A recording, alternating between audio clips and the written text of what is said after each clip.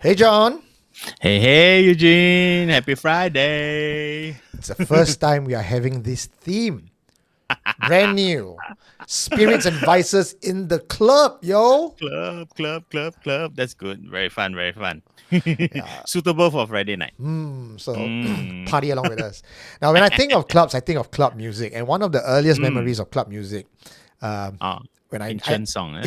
quite ancient lah. No, but everyone's like singing to the tune together, and they kind of know this Mm. song is by. I think it's probably the only song by Sir Mix-a-Lot. Oh, okay, You know the okay. one where you go, I like big butts, and I cannot lie, right? Yeah, I've heard of Yeah, it. so Yeah. everyone would have heard of it some shape and form because it's such a anthem, especially at clubs, and the girls will all start to twerk on. But because on Supernatural Confessions and we do all Ah. our singing, we like to give a little throwback to those who appreciate songs from a different era. Mm. So I thought I would mix up two different versions of this song, or rather, a Wow. style Okay. of singing with this Mm. lyric. Oh, okay. This sounds interesting. And because someone said I sound like Elvis Presley, so I got to bring that Oh, back. okay. That'll be fun. Okay. You're bringing Elvis back. Yeah. Okay. Okay. Okay.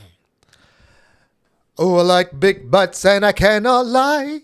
You are the brothers can't deny that when a girl walks in with a itty bitty waist and a round thing in your face, you get sprung, oh, you get sprung.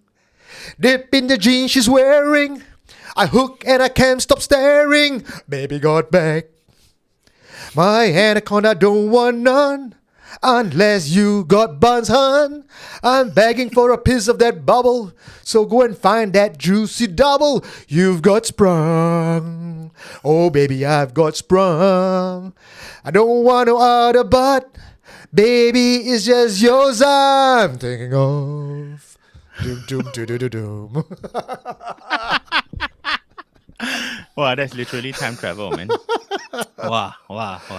Okay. I'm refreshed. Wow, you got one for us as well, John. Yeah, I got one. And I realized it's quite a suitable song for me because I've over the last few weeks become quite a Hantu sympathizer, right?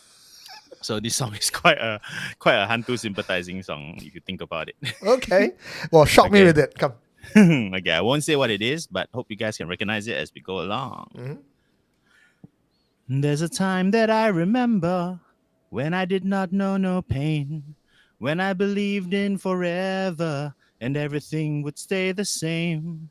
Now my heart feel like December when somebody say your name, 'cause I can't reach out to call you, but I know I will one day. Hey, everybody hurts sometimes, everybody hurts someday. Hey, but everything will be alright. Go and raise a glass and say, hey, here's to the ones that we got.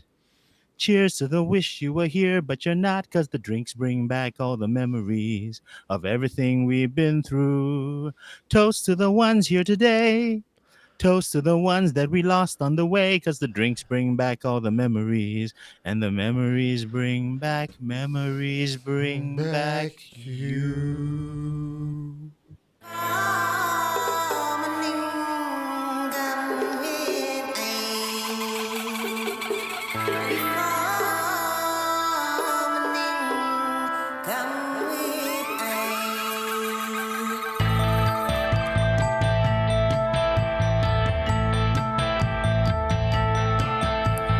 Oh, Miss B, go away, don't disturb me.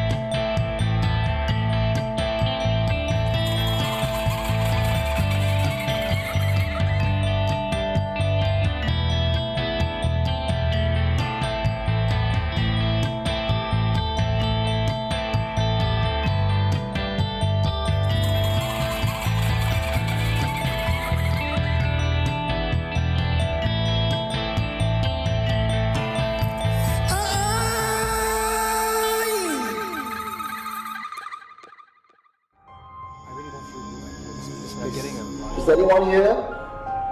What did you find?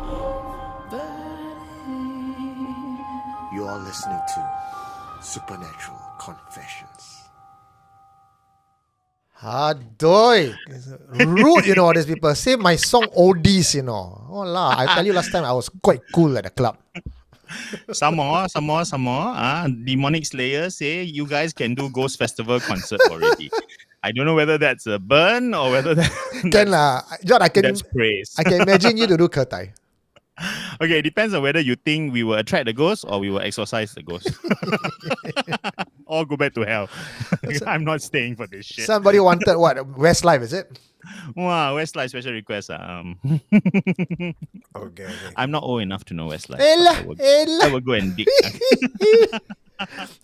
Wow, today lots and lots of people. Oh, our first is our traditional first, who has been first for, well, quite a lot of times. Michi Yumeko, yay. Nobody beat you today. Yay. Wow. And first for donation today is Raven back again. Also, yeah. Traditional. Thank you. Well, you want to tell them a little bit about why Raven is first? Yeah, so there is a $ logo right beside the comment section. Hit that and put a generous amount. John and I will thank you very much. This keeps the show going. As you know, every Friday we do spend a lot of time to produce this show. So every single cent that you give us with your blessings goes a very long way, like buying milkshake and wine. And also more importantly, as we chat along, we tend to miss a lot of the stuff that you might want to comment on because there's too much to read and we're reading confessions and everything. So if you have something burning, something urgent, something burning sounds like disease. If you have something urgent that you want us to read, a question, a comment, or something to share, that little highlighted box will make sure we don't miss it. That's Serene. Thank you for the demo, Serene. And Wholesome Bread as well. Wow, thank you, Wholesome. Wow. Okay, thank you, Serene. Thank you, Wholesome Bread. It's Wholesome Bread's first super. Thank you. Wholesome bread, not wholemeal bread, right? Okay. I'm allergic to wholemeal bread. We have people from France. We have people from Malaysia. Hello. Of course, Singaporeans make some noise. And if you're from Sembawang, there's someone from Leeds in the UK. Minrisa. Hello. I think Wend is also here today. Wend. Yes, Wend in London. Yeah. Wow, okay. Oh, hello. And hello from Germany, Bellalicious. Wow, okay. Keep telling us where you're from and say hi if it's your first time. I know we have some who are second time here. Okay, still counted. Born again virgin. And as always, we will not be able to do what we do without without the generous donation of our Patreons who keep us going week after week. Wait. Last week we had a challenge for you, Eugene. Okay. Remember? One breath. So each category, one breath. Okay, all right. Let's see if we can do it. Everyone come cheer for him, okay? Eling Chua, Teku Alsatian, Mco Grim, ZP Mac, Queen Lai, Lim Tek Chuan, Alvin Sensei, VLKC, Chan, Alexei O, Janice Ang, Jacqueline N, Yong Kwan Yu, Han J, Jerwin, Dato Easy, Starving Jack, Hot Water Bottle, Sharon Ng, Eric, Ling Sui Swan, Edwin Lee. Almost. Okay. Almost. Next one even longer. Okay, come on. Deeper breath. Joel Go, Deborah Confused, Chia King To, Linda Hayden, LEX, Jess Neo, Jerryfish, Bibi Tiote, Hakwi, 2 Cents, Elvin Lim, Kenny Polaris, Giant T, TTB, Jujube, ZP, Davindes, Gary Fu, Isaac Lam, Martin Falani, Doncia, Ed A, Yao, Siu, J, Karida, Yadi, Gaiwa Chang, Shiken Chong, Aira, Chachahat. Almost died. Okay, this one can. Restless Souls can. Last one easy. Come. Sucheto, Grace Chai, Candy Chia, Ron K, Jack Ong, Nicholas Poor, Buck, Serin Tan, Rachel Y, Kelvin C, Lachmi, Julian Tan, David Glenvisk, Kabilan Koshka, Derek Lim. Ooh, you almost killed me that one. Well done. Okay, so everyone, our next task is to make sure the list grows longer and longer, and then Eugene will turn blue in the face. Okay. Hey, Alsatian. Wow. First time at FNL for this week. Thanks. Thank you, Alsatian. It's 5th super. Wow, well done. Thank you, sir. Wow, today quite unusual. Today the topic. Is it the first time we're doing this? Yes, right? First time. SC has not done this before. Nice. It's a good Friday night thing. I know. You think about clubs, right? I had a lot of memories in clubs. Mm. And I've never heard, like, I'm Prince of Paranormal, and I should have heard all the stories about anything and everything. But the Right. one thing that I think that was not very common are club stories, but not because clubs are not haunted, but because most people in black out when you clubs, go there. they are drunk, they black out, and oftentimes they doubt their own senses. That's true. That's true. Most of the time, you try to forget everything that happened at the club, including the ghost stories. Which is why I think tonight you will see a pattern, right? In a lot of the confessions you're hearing tonight, they are coming from the only reliable people in a club at any given time. Yeah. Which is the staff. Ooh. Wow. Oh, That's- okay. that's- Hello. Wow. Chat. Thank you, Yeah, thank you, oh. thank you. Wait, let's see. From Safwan Zainal. Hello from Kalang. Hey, I'm in Kalang too. Your neighbor, Yay. your neighbor. Yeah. Oh no, you're outside my window. Okay. Third time. Hello. Wow, please let us know which part of Kalang you are. I will not stop you. Okay. And Guyver Chang, not the first super chat on this Friday, but first super. Huh? Ooh, because super chat is The super first super chat. different. Oh, okay. As in his first super, but not the first tonight. Okay. Thank you. Welcome. Wow, so fun. Okay. Does your name have anything to do with MacGyver. Oh no, we're both revealing our age. Okay, we're both ancient. Oh For my- the Gen Z people, MacGyver is what you become when you lose your phone. With Google it. a stapler and a paperclip. Go and Google. Wow, Piang. Okay. Wow. Shall we get started? Because we got a lot. Yes. of stories. Yes. Oh, Yeah. okay. And okay. So just to update, based on what we discovered last week, right? So sharing the stories, right? So if you are interested, not interested, like if you have an encounter or you've heard of something related to this topic of clubs and discos and night spots, right? Please share it with us even during the show so that we can possibly include it. Right, there's a special segment that we're going to put aside about 2/3 of the way through that is specially for fresh confessions. Okay, so type it up, send it to Eugene. Okay, his number is somewhere. It's pinned up there on the chat group. But if you're okay. not accessing the chat and you're just listening to us while moving around, my number is 9459 4931. If you're in doubt, just go behind your toilet door. It's probably there. Yeah, so try to resist typing it in bits and pieces into the chat group because that way everyone misses it, we miss it, Yeah. and also it disrupts the actual conversation that's happening. I FOMO, no, when you type in the chat and I want to talk, I want to read, I want to do both. I cannot. So text me, please, so I can have the confession and I can read it out. John and I can read it out. Yeah, and we can all share it, right? So I think if this works well, let's keep it as a permanent feature in the show, right? That's always a section for fresh submission. Well, last week was amazing, Last week, John. good. Yeah. Last week I thought we didn't have enough stuff to go. Then sekali end up running over time. So let us see where tonight takes us. So, ladies and gentlemen, your challenge is to make sure we overrun our time so John don't get to sleep, okay? Wallah, I will just fall asleep halfway. Okay. Wow. All right. So clubbing. Yeah. Okay. We didn't decide who's gonna read what. Never mind. Okay, I will read the first one because I was there.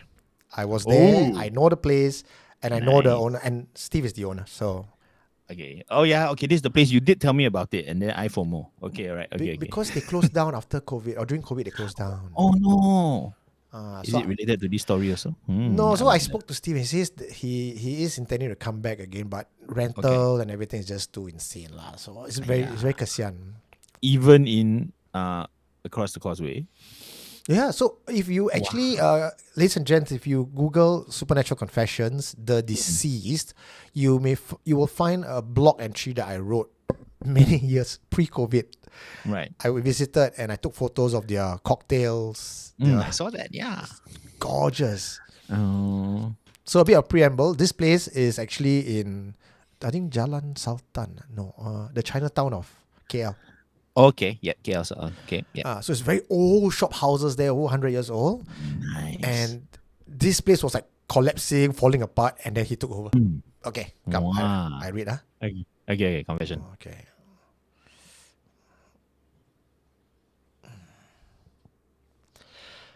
The mannequin in the wheelchair.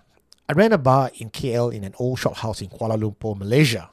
The building was crumbling and the place looked haunted, which was why I took over the place and turned it into a horror-themed speakeasy bar. the deceased, it was perfect.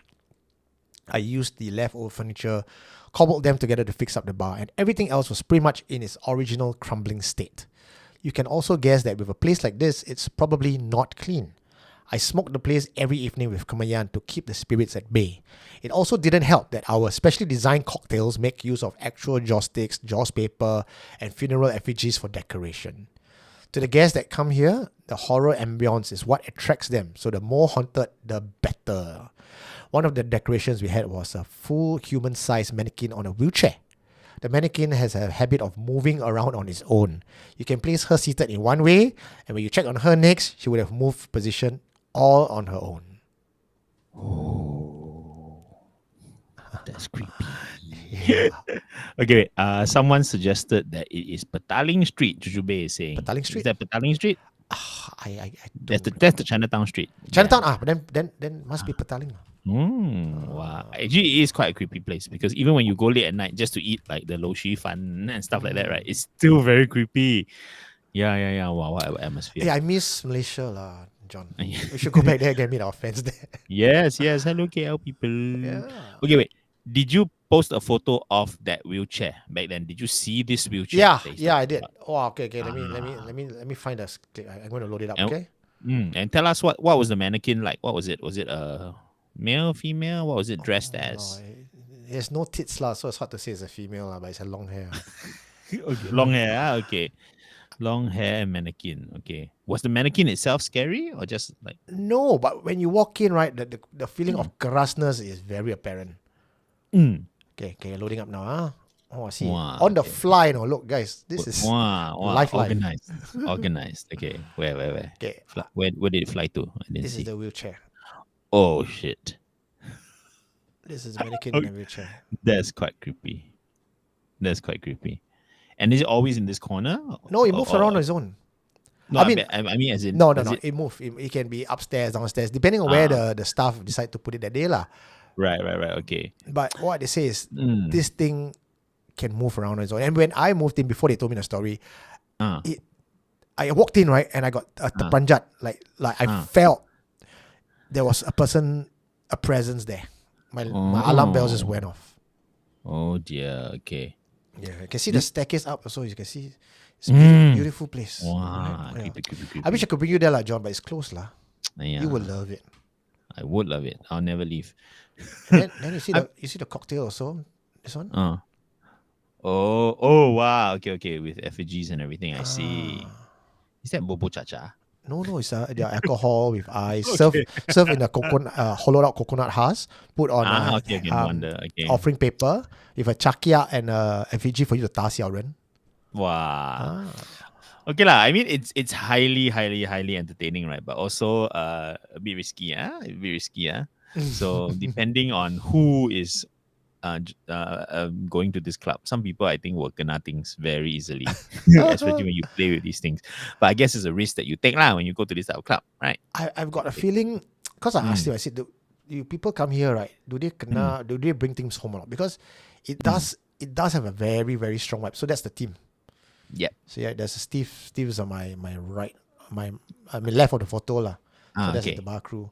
So apparently they all know it's haunted. And people who go there also know it's haunted. But there's this sick fascination. I mean, you are going to a place that you know is haunted lah. It's a horror theme bar. You don't expect to, or rather you're trying to challenge the spirit to follow you. That's what some people are asking for. Okay. Which then is a pretty good guarantee that it won't. No. Because it will be like, no, you call me, I must come. So actually, I worry for people who are brought there by their friends unsuspectingly. Those will be the ones that kena. You know, we have guests who says our Changi walk is keras, right? This is like 100-fold more keras. Hey, you ask him come and open one in Changi lah. Wow. A lot of empty buildings. Okay. We take over Chalet K, okay? And we run an F&B there. Then Miss P can 10 bar lah. Nice one. Quite a good idea. Don't even need aircon, you know. We just call all the hantu come in. They got this cold spot. Wow, guys, your aircon very strong. Can you lower it down? I'm sorry. No control. Oh, Daphne is saying, Okay. If not too intrusive, arrange an excursion to Malaysia lah. Wow. Malaysia where? I Any asked, specific place you have in mind, Daphne? yeah. Please tell us. Please tell Because us. Malaysia is quite big, and based on our statistics, we have friends in Melaka, in KL, in Penang, and Yeah. what so, I yeah. do realize is if you go to KL, it's not as if the Penang will fly down. It's not like Singapore No. go. I go visit John in Kallang. No, they're quite territorial one. Huh? Well, Uh, yeah. So I was just in JB this week, right? And I saw by the side of the highway this old abandoned mall, right? And the name was Lot 1. And I just want to find out if anyone out there, especially the ones in Malaysia, do you know any stories of Lot 1? It's by the coast facing Singapore, right? So it's across the water from Singapore. It's right by the water. Huge shopping mall with two sort of castle-like turrets at the two extreme ends. So it's very unique. Right? You can go to my Instagram. I put some pictures there, and it's so spooky looking. I saw it in the rain, so it's quite spooky. But I'm just thinking, wow, such a huge thing by the water some more, right? It must be quite keras. So let me know if you've heard of it. Lot 1, are there? Lot 1 is a very old mall. Wow, Camellia, I know that mall. Tell us what you know. Huh? oh, this one is on the. If you go to the JB, is the right side, right? Yes, correct. It's on your right side as you go along the highway. Coming out of Bandara, right? Yeah. I'm looking at your IG right now. So if those of you who are curious to find out what is John's IG, go and search for LTC John, Lieutenant Colonel John. LTCJON. Yeah. Yeah. Oh, yeah, correct. It's a waterfront mall, right? Oh, okay. So please let us know if you know anything. Maybe we can excursion to there a bit near lah, but it can be the first stop on our excursion. Start somewhere. Yeah, actually we do major road trip like what? No, not 1 week lah. How long would it take to do a road trip of all of Malaysia? We start from JB, we go to the abandoned jail cell, we go to the what's the Istana, don't know what the people go missing. Then we go to Durian Plantation, then we got to Melaka side, go to Pulau Besar, then go up further up to KL. Along the way we go to visit what's that witch name from KL, the very famous one? Oh, I don't know. The witch lah. Your friend. Okay. Then we go further up. We want to go. No, definitely have to go Genting. We stay one night at the Amber there. See, quite outing, definitely beyond your expectations. Okay, why not? We do something. You know how MediaCorp always ask celebrities go and do these like 3 day 2 night Sydney tour lah, Queensland tour lah. We do this one lah. Okay, if there is any tour agency out there is willing to sponsor us, John and I will do it. Confirm. Okay. Wow, sponsor. They sponsor one way only because they expect you not to come back. Very cheap. Mona Fendi. Kelly's Castle. Thank you guys for all the... That's fun. Okay, we asked our Malaysian counterpart, our Malaysian Eunice to help us organize. Wow. Okay. Sure. Okay, this one is on our to-do list. Okay. Come. Let's come back to this. Let's come back to this wheelchair. Okay. I mean, okay. To be very frank, it is. It's possibly doubtful. Okay. I want to know if there's CCTV. No CCTV. Huh? Oh, okay. Okay. CCTV would probably debunk it, right? Okay. No CCTV. Okay. When does it move? When the club is full or when they're preparing or, after hours? I've been there a few times. It's not really a club. It's probably the size of one of your smaller boat key bar. Like there's a bar, probably like 3 tables inside or 2 tables inside with 2 chairs each, bar chairs, bar stools at the bar, and then there's an outdoor sitting area. So like a speakeasy lah. It's a speakeasy, yeah. So you will not even know there is no signboard outside this bar. There is just a number pad, and the number to go in is 4444. That's quite nice. And then actually, I went back to Malaysia that day, and I went to the same shop, and I pressed the number, and I went in, and it was scary because it's been deserted. The lights were all off. Okay? Yikes. Okay. Yeah, so I can tell the minute I stepped inside, it was full, John. The place was full. Fuller than I've ever encountered. Okay. We must include this on our tour, okay?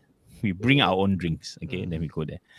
But I'm just thinking, okay, could it be just guests being a bit, playful, because it's in a wheelchair, right? So I would be tempted to like see if the wheelchair moves. I'll just push, then I'll just turn it, So like last time I saw a doll in a hospital, right? I was visiting someone in the hospital, and there was this doll sitting on the water cooler. I don't know why, very creepy.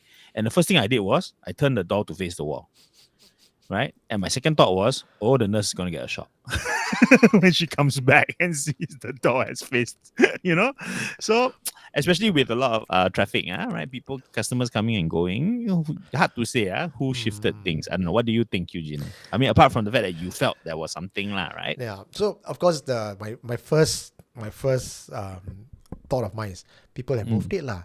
But he says no lah. Sometimes it's just left there. There's no one touching it. People just walk around, and then it can still move. So I'm making the assumption that they had this doll and wheelchair for some time. It's not just a one time. Like say if it's a one time thing, and you have patrons that they move. I suppose you could discount that. But if it's a consistent, whether people are around, not around, it's still moving, then they probably got something to believe in that lah.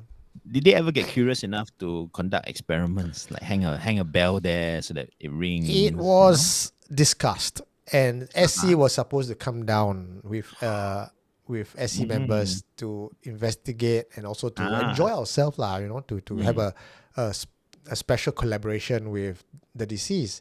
Guess what? COVID hit. Yeah. Lockdown, tak boleh go. Okay, but I mean, let's talk about the logic behind this, right? It is, everyone knows, right? I assume everyone here knows, right? That when you have humanoid effigies, right? They invite inhabiting, right? So that's one thing, right? Someone just shared that she's scared of dolls, right? Well, you're scared of phobia of dolls. OMG, yeah, you are very right to have phobia of dolls, because in Asia we believe that dolls are just a vessel waiting to be filled. Okay. Right? So anything and everything can just pop inside, and if it's comfortable, it'll just stay there, right? So and I think a doll like this, asking for it, some of the chairs so comfortable, which spirit would say no? So I'm not surprised. I guess the only thing interesting about this is that the hauntings didn't seem to elevate, right? So apart from just moving every now and then, it didn't actually go further or try to communicate or anything. So it was just a restless and playful spirit, not something with a intention, right? Like Annabelle, for example, right? Who just wants your soul, right? This one just wants to sit down, I guess. Yeah, I think that's the important part. Is it malicious? Is it not malicious? In this case, according to Steve, he does daily offering. Okay. And there has been no negative stories, or maybe he don't tell me lah, I don't know lah. Okay, but let's just assume what you say is true. There's been no injury, no one falling down the stairs, no one getting possessed, no one getting ghosts following them home. It's just that I think because and I think this is the biggest difference between Steve along with you and I, John, versus everybody else, because we go in believing of their existence. We go in understanding that, hey, look, this is your place. We are the guest. Yes. We come with offerings. We acknowledge that this is Lume Tempat. You get what I mean? And that's how we run our tour as well. We don't go in kicking down doors and, ghosts, are they true or not?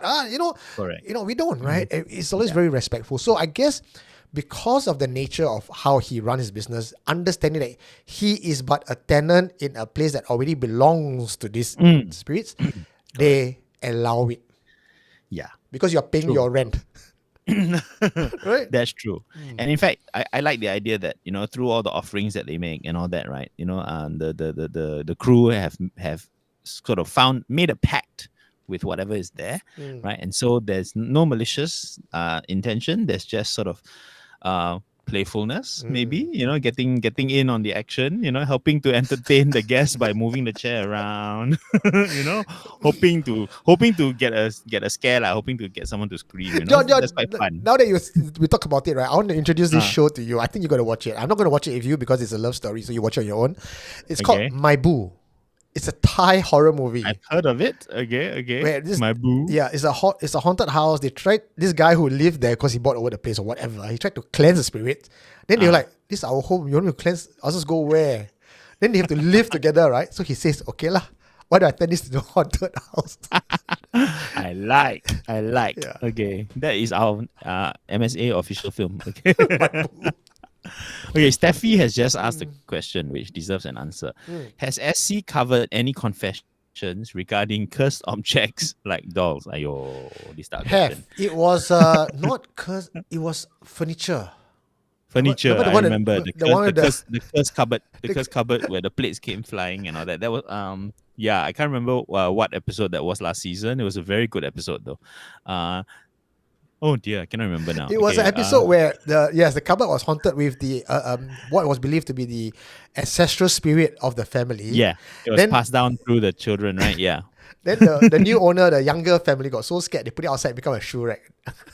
I remember that part. If anyone can remember what episode or can dig it up from the archives, please share. If not, maybe we'll share it later when we have time to find it. Okay, but yes, Steffi, we've actually cursed objects is so much a hobby horse of ours that Eugene is dreaming of creating a museum of cursed objects someday. Okay, Speaking of cursed museums and all that, I think now is a good time to show two logos that was designed by our member and regular and fan, Mr. Very talented David Liu, who did this. The Keras curator and a Hantu ally, because John is always a Hantu sympathizer. So thank you, John, for thank So you, John. cute. Thank you, David, for this. He did it in like a record time.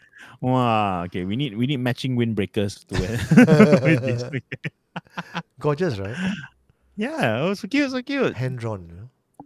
What's behind me? I can't tell. It's so small. I can't tell. It's Can you see?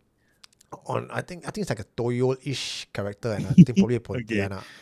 Ah, okay. I thought it was a Teenage Mutant Ninja Turtle. Well, Okay. you get a Chiobu, then I get the ugly topping woman. Wow. Okay. Thank you, David. So cool. Okay. Mm.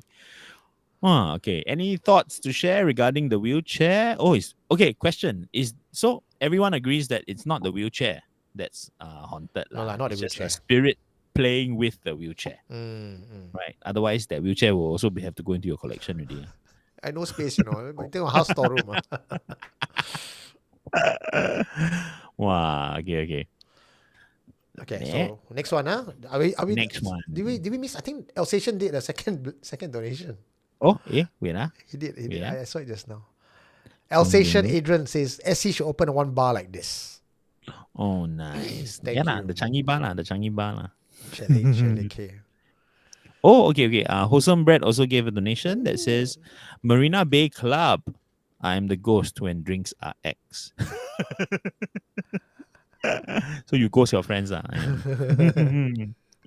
Wow, okay. Oh, did everyone see that was it Tiger or was it Heineken? The ghost ad?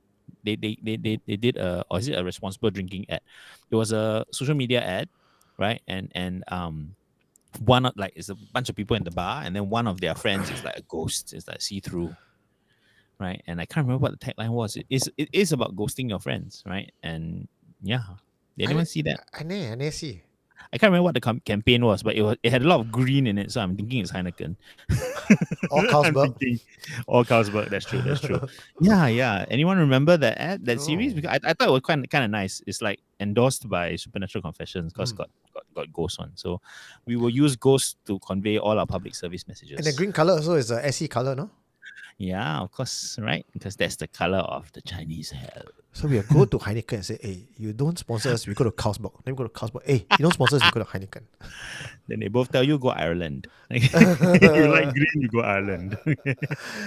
Tiger sponsor us, we change our corporate color to blue. Okay. The next story, very, very classic. Super classic. I love this one. Okay. Featuring someone we know well. This spirit. Okay, John, ready? Yep. Over to you. The Lady in Red. Confession by Trig. Gyeong Siak area may have been gentrified beyond recognition today, and its past erased from memory. But the spirits of the old times still remain within the walls of these old buildings. I used to own a bar in the area before COVID, and there was a spirit of an old prostitute that haunted the second-story staircase area. It's always the men who would see her, and she will only appear to those who are heavily intoxicated. As the reports go, my patrons would head up to the second level where the toilets were, and they would see a lady in a red cheongsam standing at the top of the staircase landing, her hair done up in large curls. While they couldn't see her face in the dim light, they have described her as beautiful based on her figure and the way she carried herself. When they get close enough to see her face, she would reveal her disfigured face, and the drunk, unsuspecting patron would fall backwards downstairs. I personally have not seen her, but there were enough eyewitness reports that describe the same sightings for me to believe in it. Wow. This one got potential for maliciousness, huh? Or is it people malu because they fell down the stairs and they say, I got a ghost. Her face scary, that's why I fall down. I'm not drunk, I'm okay. I don't know. I would agree with that all the way until the part where he says enough eyewitness account. Like maybe like enough drunk people. but 5 drunk people saying they saw the same thing who are not related. Because they heard the excuse, ma. You better say it. I don't know. Okay. Let's talk about the hantu side first. Okay. So what is she? Right? If she's in a red cheongsam, either she died during Chinese New Year, or or she's there for revenge. Right? At least for all the Chinese folks, that's what we're thinking right straight away. Like, oh, vengeful. And if it's vengeful, and then she picks this particular spot to frighten people into falling down the stairs, then is this the thing that she's sort of getting payback for? Was she thrown down the stairs by a drunken customer? Is that why she only targets drunk people? Right? Or is it only drunk people who are in a state to see her? So if you haven't drunk enough, you can't see her. She's just waving at you, but you can't see her. But once you reach a certain number of drinks, then ta-da, she appears. What do you think? Is she doing this on purpose because of her history? Wow, this one is this one is quite open-ended. Okay, so did you get any background from the confessor? That's all I got. Okay. So it's quite open to interpretation. Now, straight away, when we say lady in red, anyone who have been in the supernatural law will know, Karas, vindictive vengeance. But we also know that the burial in red is meant for the deceased to go and seek redress and revenge for the wrongdoings that has happened to her, not random go around pushing people downstairs. That's true. So it shouldn't be indiscriminate, right? On the other hand, maybe she's practicing her skill until the right person comes along. Could it be that she's now I'm the hantu sympathizer here. Maybe she's misunderstood. She was standing there like, still, when we say they're dead, something they don't know they are dead, they still do their job. She just stand there and 先生啊 Kuan Yin, but then they all they themselves drunk cock fall down the backwards lah. Oh dear. So it's not that she pushed anyone, it's not that she's vengeful. She's just a spirit stuck in a place and experiencing nightly rejection. Poor thing. Right, kesian. Wow. So the thing is, why people drunk only can see her? Is it that you might be right, John, that maybe someone she died because someone pushed her when she was drunk. It could be a drunk patron or something, right? Could be. But it also could be because when we are drinking, we are drunk, our defenses are lowered. That's where we start to see these things a bit easier. She's there all along. So I am going for the hantu ally. It's kind of tricky territory as well, right? Because the state in which you are likely to see them is also the state in which you are likely to hallucinate and imagine things. Right? It's the same zone, right? Because your mind is sort of untethered, right? So you are freer to both imagine as well as to be sensitive to what is there. So hard for someone hearing it secondhand to say which one you are experiencing, right? But I guess if there's multiple patrons all describing the red dress, then that helps lah. That helps to lock it in, right? What is her disfigurement? I guess in the split second before they fell down, they must have seen something, right? Like, what did her eyeball drop out? Is her face what? So I think it'll be great if there can be sort of more confirmation with detail. right, with detail. Wow, got innocent spirits some more. You're really coming to my side, Yeah. sympathizer. Yeah. So, since you got a logo, we might as well, Are you a hantu ally or are you a keras curator? Let us know. Wow. Okay. Next time we must have a special ribbon to wear at events Yeah, for all the Hantu allies. You I must mean, wear. for those of you who have actually attended our live show, we have the blue and red thing, Yes, right? yes. Ah. Oh, it's blue the color. Okay, can Mm. blue for sympathy. Oh, hello from San Francisco. Hello, CC from San Francisco. Wow. Okay, thanks for joining. It must be very early in the morning there, right? Probably what? Yeah, afternoon. Okay. Nearly 12 hours apart. Wow. Morning, Okay. yeah. Oh, I bet you San Fran has like haunted clubs and bars. Oh, I went for the haunted walk in San Francisco. Then Very nice. nice. Because old place with heritage, Yeah, that's true. Not because they are clubs and bars, but because they are old buildings, right? Yeah. Yeah. Actually, Singapore has a lot of notable haunted clubs, right? Remember Muhammad Sultan? There used to be one. Madam Wong's. Yes, correct. Right. And I even at one point I managed to trace a bit of the origin story behind the Madam Wong haunting. What is it? Which goes all the way back to the Second World War. And a family that was there was hiding suspected I don't know sympathizers lah, right? China sympathizers. So hiding them in the basement among the rice sacks. And then they were found and both families were slaughtered. Ayo. So yeah, but then it didn't match because the Madam Wong's apparently only haunted by one spirit. Yeah. But then the story got two whole families, so I think maybe slightly mismatched. But yeah, so I didn't make a absolute connection. But it's quite interesting story. Because a lot of those buildings do have wartime stories linked to them, so that could be a source of some of the hauntings. Still got what Zouk last time also got things, and then like all these places, sure got one. But somehow when haunting happens at clubs, they always get downplayed. Yeah. Again, like we said earlier, right, or like Eugene said earlier, it's because a lot of people who witness them don't entirely trust themselves. Like, I fell down the stairs. I don't know what I saw. Andrew, who was spinning at Future, he said he could see entities come out of the wall, like frighteners, and go back in. Wow. Yeah. Oh. But then that was it lah. He didn't even. I remember hearing this. Yes. Right.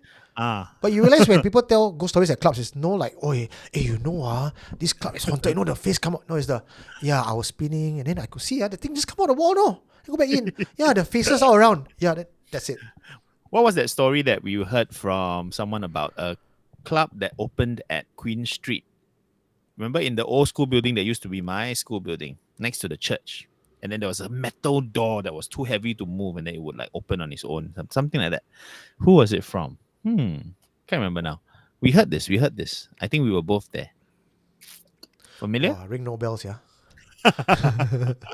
It's one of our SC gang. Whoever you are, please raise your hand. Okay. Yeah. Wow.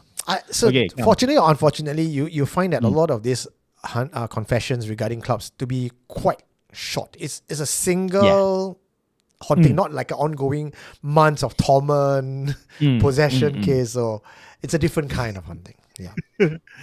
And I wonder how come for the patrons, obviously it's temporary because you're just there for the night, right? So next morning hangover, then forget nah. But for the staff, they have the opportunity to pursue, to ask questions, and yet many of them don't, right? I wonder if maybe part of the profile of people who are happy to work for many, many years in the nightlife industry, they kind of accept these things and are not so curious, like, I must get to the bottom of this. They're like, last club also got, next club also sure got, so I'm not going to ask any questions. I can't remember if this was from a confessor that I've edited and put up, or someone I spoke to, but I did not turn it into a confession, or because there was no content to turn into a confession. I'm just going to read it out anyway to you guys from memory. Yeah, can. This one was at the bar at Marina Financial Bay. Marina One. Okay. So below there's a bar that on some days they're more busy on weekdays than on weekends because it's catered to the CBD crowd.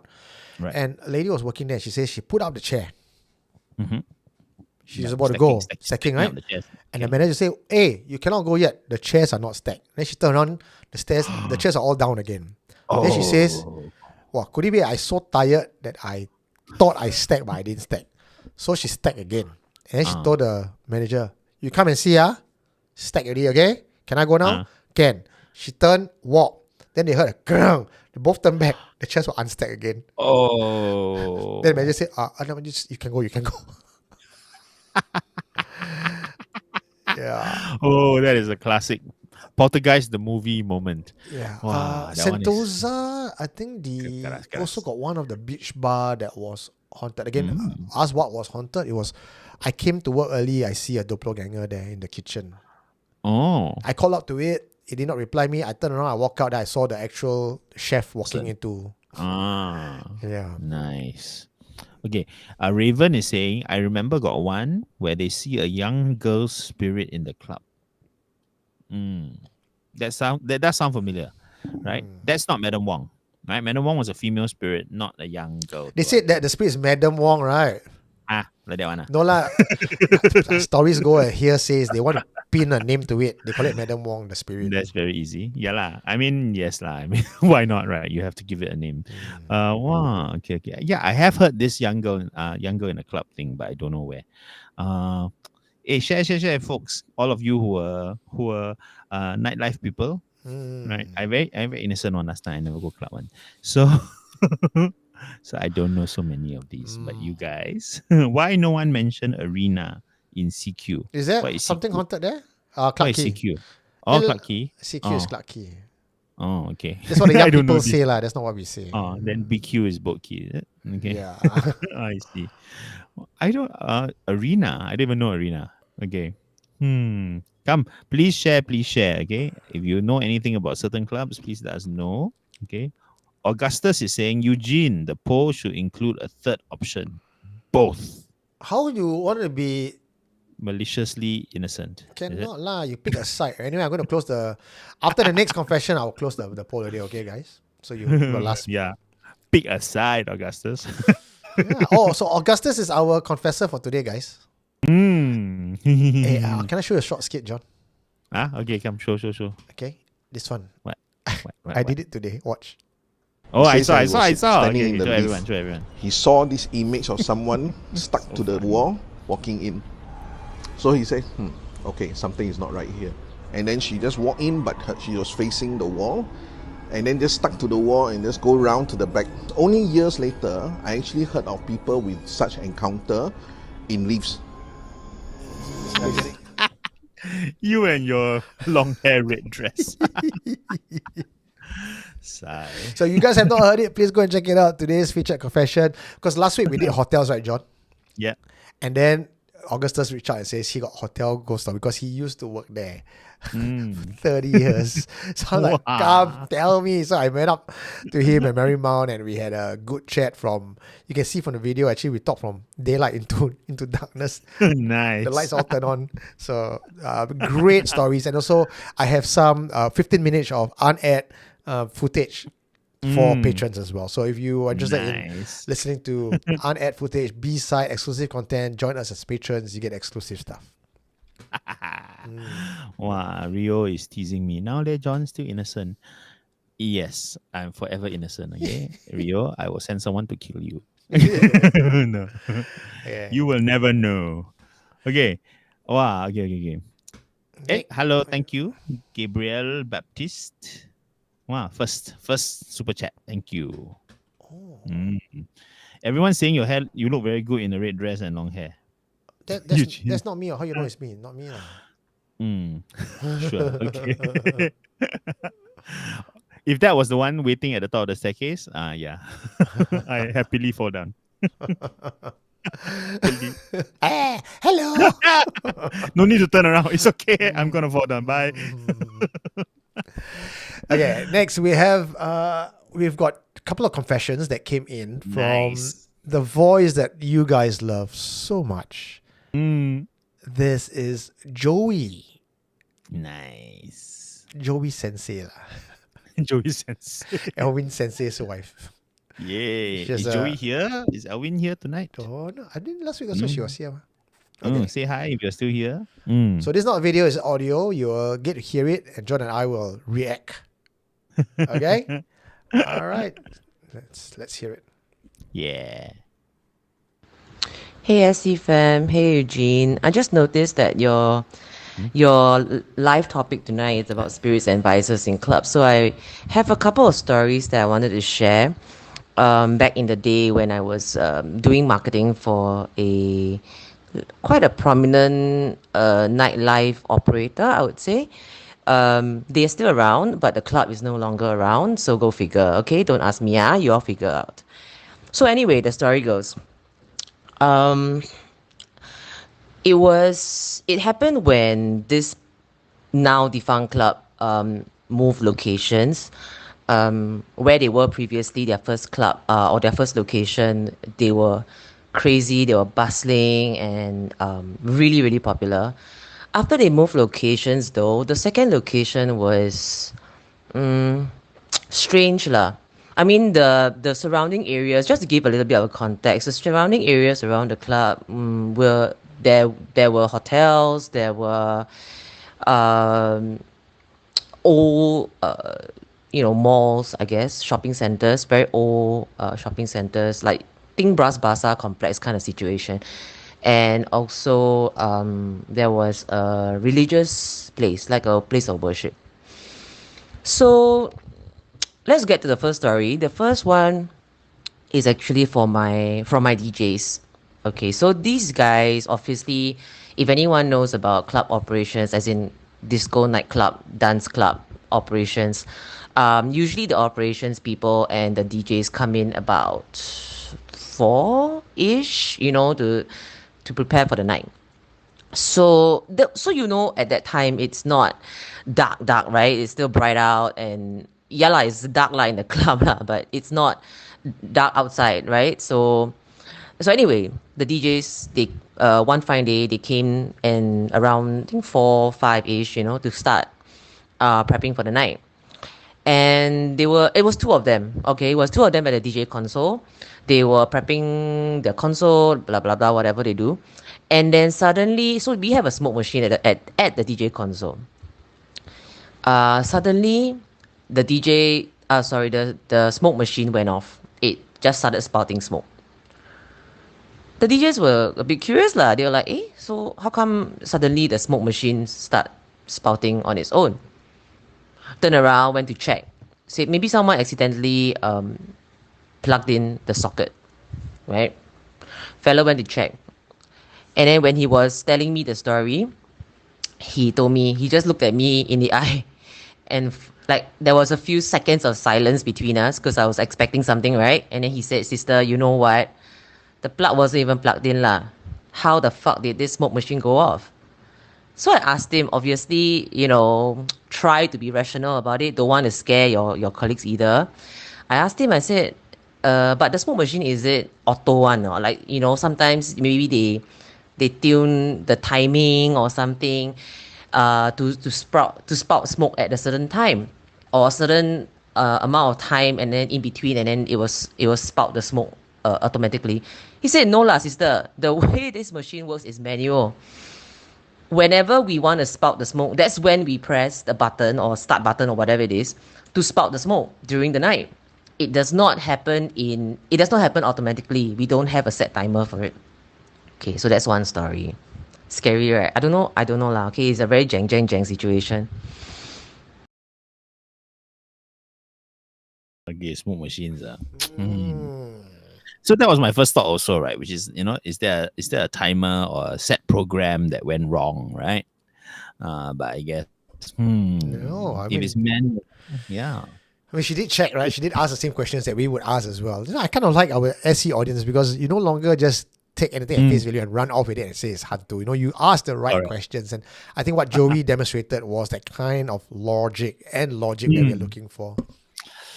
I mean, okay, if you really want to, you can still find a way out, right? Because, okay, so manual, right? It might be remote, right? There might be a remote, which they would have at the table or at their console, but there would also be a button on the smoke machine. We use a lot of these in theater, so, and you can press from there, right? So, sekali, there's one one regular patron who like to always dance one corner, and then she dancing the time the anchor and always always langgar. Then she always think, hey, I do that, I got sound. Cha-cha, cha-cha, don't know lah. Right. Hard to say. I mean, if it happens regular enough, then that's the problem lah. Interesting. What do you think, Eugene? I think of all the things y'all want to go and disturb the smoke machine. Is it because the ghost lonely? You think that he pressed the smoke machine and the smoke come out Another like, ghost. like a ghost? Another ghost come out. Yeah, it's like, oh, it's a ghost porn. Maybe they saw Ghostbusters, then they thought, oh, it's like the what's that thing what do they call it in Ghostbusters? The ghost trap, right? The trap, right? Yeah, sometimes some of them look a bit like that, right? Then there's someone they got the yellow tape, right? Telling you not to touch, right? So they thought if I press, I will have a friend. Now, the thing I have the question that I have for Joey is, does this ghost only play with the smoke machine? Right? I am all for the place being haunted, but I would also imagine if this place was truly Karas and this entity can play with smoke machine, it can play with your DJ console, it can play the lights, and we have heard enough confession stories to know that these things, if they're unhappy with you, they want to make their presence known, they would anything and everything will not work in your place. But in this case, it sounds more like once again a very innocent, playful spirit that likes a smoke machine. Is that it's like Fox Fu has a possible explanation. Smoke machine has a motor inside with a liquid fuel. Sometimes it may auto dispel smoke with any extra charge in the motor. What I would do if I'm the owner is I would change the smoke machine and see whether that smoke, the new smoke machines happen. If it still happens, then it's the hunt. Must be the hunt too. I was gonna say that they try putting the smoke machine out, plug it in, but don't put the liquid. Or don't even plug in. Don't plug in also again. Just do various things to test where the limit of the spirit's power and where the limit of the interest is lah. You know. Don't plug in, the smoke still come out. That one power. You no liquid cannot lah. The spirit press also nothing come out. Then not fair to the spirit lah. Maybe the smoke is not the smoke machine smoke. Maybe it's like a slide. The spirit likes to go inside the machine, then come out like that. Wow. So it's not the smoke. The smoke you see is the hantu. Yeah, exactly. It's the hantu going then go back inside. It's like a little kid going on the slide again and again. And again. I want that smoke machine. Pass it to me. It's gonna go into my museum. Okay. Someone. Okay. Interesting question. ProAsia 19 says actually. Oh no, wait. Okay. Yeah, she's saying I got a photo of a ghost in Sentosa. Where to send to? Send to 94. Please, okay. Yes, come. Okay, I'll put my number up there. But I also want to thank this Gabriel Baptist, Minus, and Holy Lal. Wow, thank you so much for your donations that came in while we are listening to the confession. Gabriel, Min Riza also. Min Riza. Pounds in pounds. Wow, nice. Thank you, Min Riza. Thank you. Gabriel is a Gen Z. She's at work. Yes. She donated twice, and she says we are her parents' age. Thanks. Actually, I think SC is quite cool. Has a quite cool stable of hosts. We have, on Tuesday we have housekeeping with Belinda, who's Gen Z. She's 26. Then you have me. I'm Gen X. Then you have John, who's an unknown number. So we just put him to Boomer. So we actually have a nice range of age. Holy Lal is also a Gen Z. Thank you. We have quite a number of good Gen Zs. Thank you so much for watching us, because we think that the topics that we talk about, the law and all that, isn't of interest to the younger folks. That's my assumption. I mean, okay, so I was quite happy to see this. What Gabriel Baptist first wrote which was, I'm a Gen Z and you keep me happy at work. Are you at work now? Yeah, that's what I'm asking as well. Oh, you're on the night shift. Oh, or are you listening to this in the mornings? Mark Shippo is defending me. I'm Gen X. I'm Gen Zero. Okay, before there were Gen. Oh, my time not called Gen, it's called Era. Era. Whole other era. Ayo, nonsense, yo. Okay, so we closed the poll just now with where's my poll? It went up already. I saw just now. There, down here. What's the number? Okay, I read that. Innocent, 63%. Wow. Evil, 46%. Oh, okay. Wow. See, all the sympathizers. Yay. I like. Okay, we are owning the world. Okay, we got one more. Someone still got shadow behind John. People always say your house haunted. Not the first time, really. Okay, it's pointing out that my camera is bouncing on its own. Then Grace say I'm inside a bouncy castle. Yeah, that'd be so fun. You're like, sorry guys, I'm in a bouncy castle. You want to tell us why you have a bouncy castle in your house? For a fun time. So like, not as innocent as I claim. Okay. Wow. Just now, Grace very good. Grace say, you say John is still a virgin. I say, yeah, there are some holes still unexplored. But yeah, it's a pain lah. Nostria. And that's corner of the eye lah. You know, guys, the more innocent they are, the more wild they are. No. Probably this guy got leather straps and everything, you know. Oh, got Jason Lim is back. You just keep wondering why I'm bouncing, okay? Yeah. And there's your answer. Okay. Okay, I ask you, I don't read, huh? John, I ask you, okay. Oh no, okay, Jason Lim must be. DJ Jason Lim is in the house. Why are ghost photos always blurry in a club? Why are ghost photos always blurry in a club? Wow, this one you cannot guess. Huh? Wow, but it's good. I don't have Jason's brain. Okay, tell me. Because the ghosts can never stay still. They are always dancing to the irresistible music. Irresistible. Wow. I like that.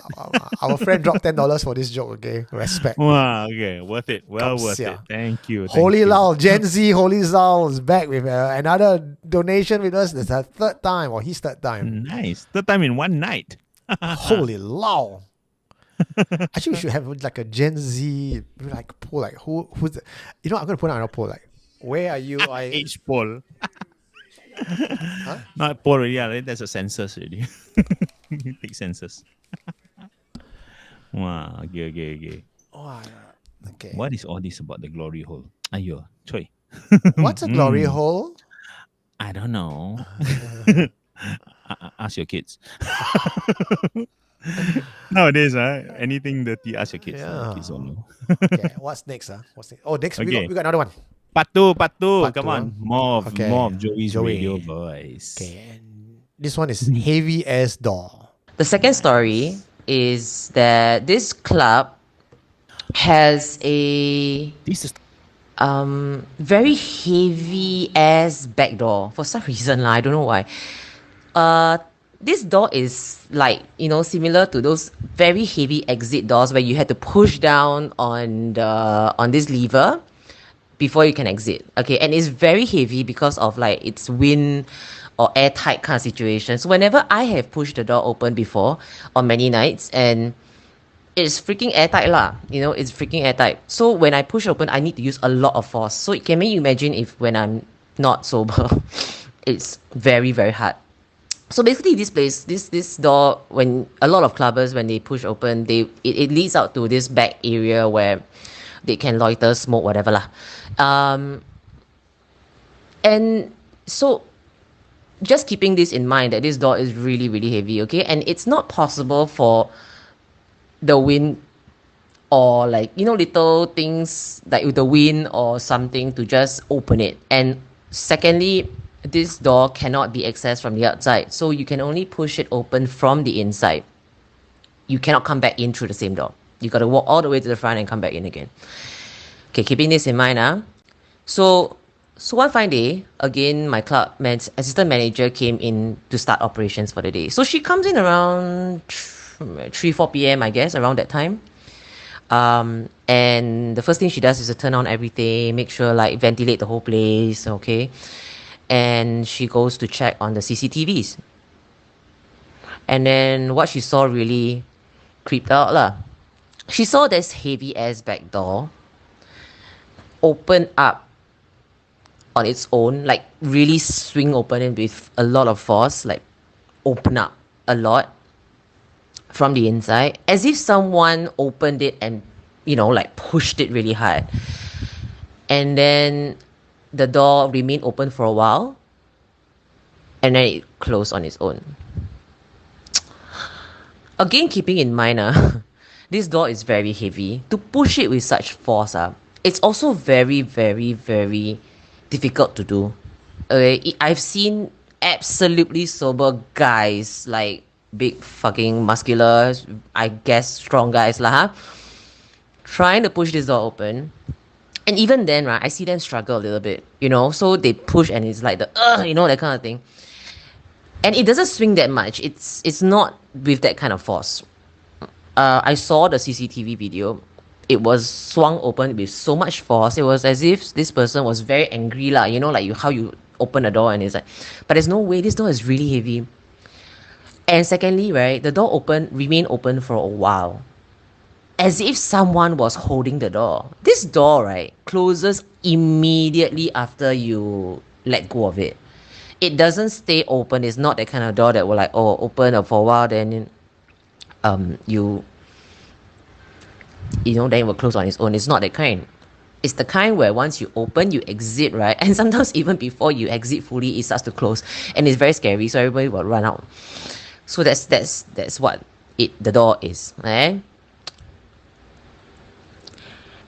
And so this incident happened at about 3+ a.m., 4 a.m., around there lah, okay? And this was a time when everyone had already left the club. That means there were no patrons left, there were no more staff left. Even the staff have gone home already. The place is empty. So rationally, the club assistant manager decided that, you know what?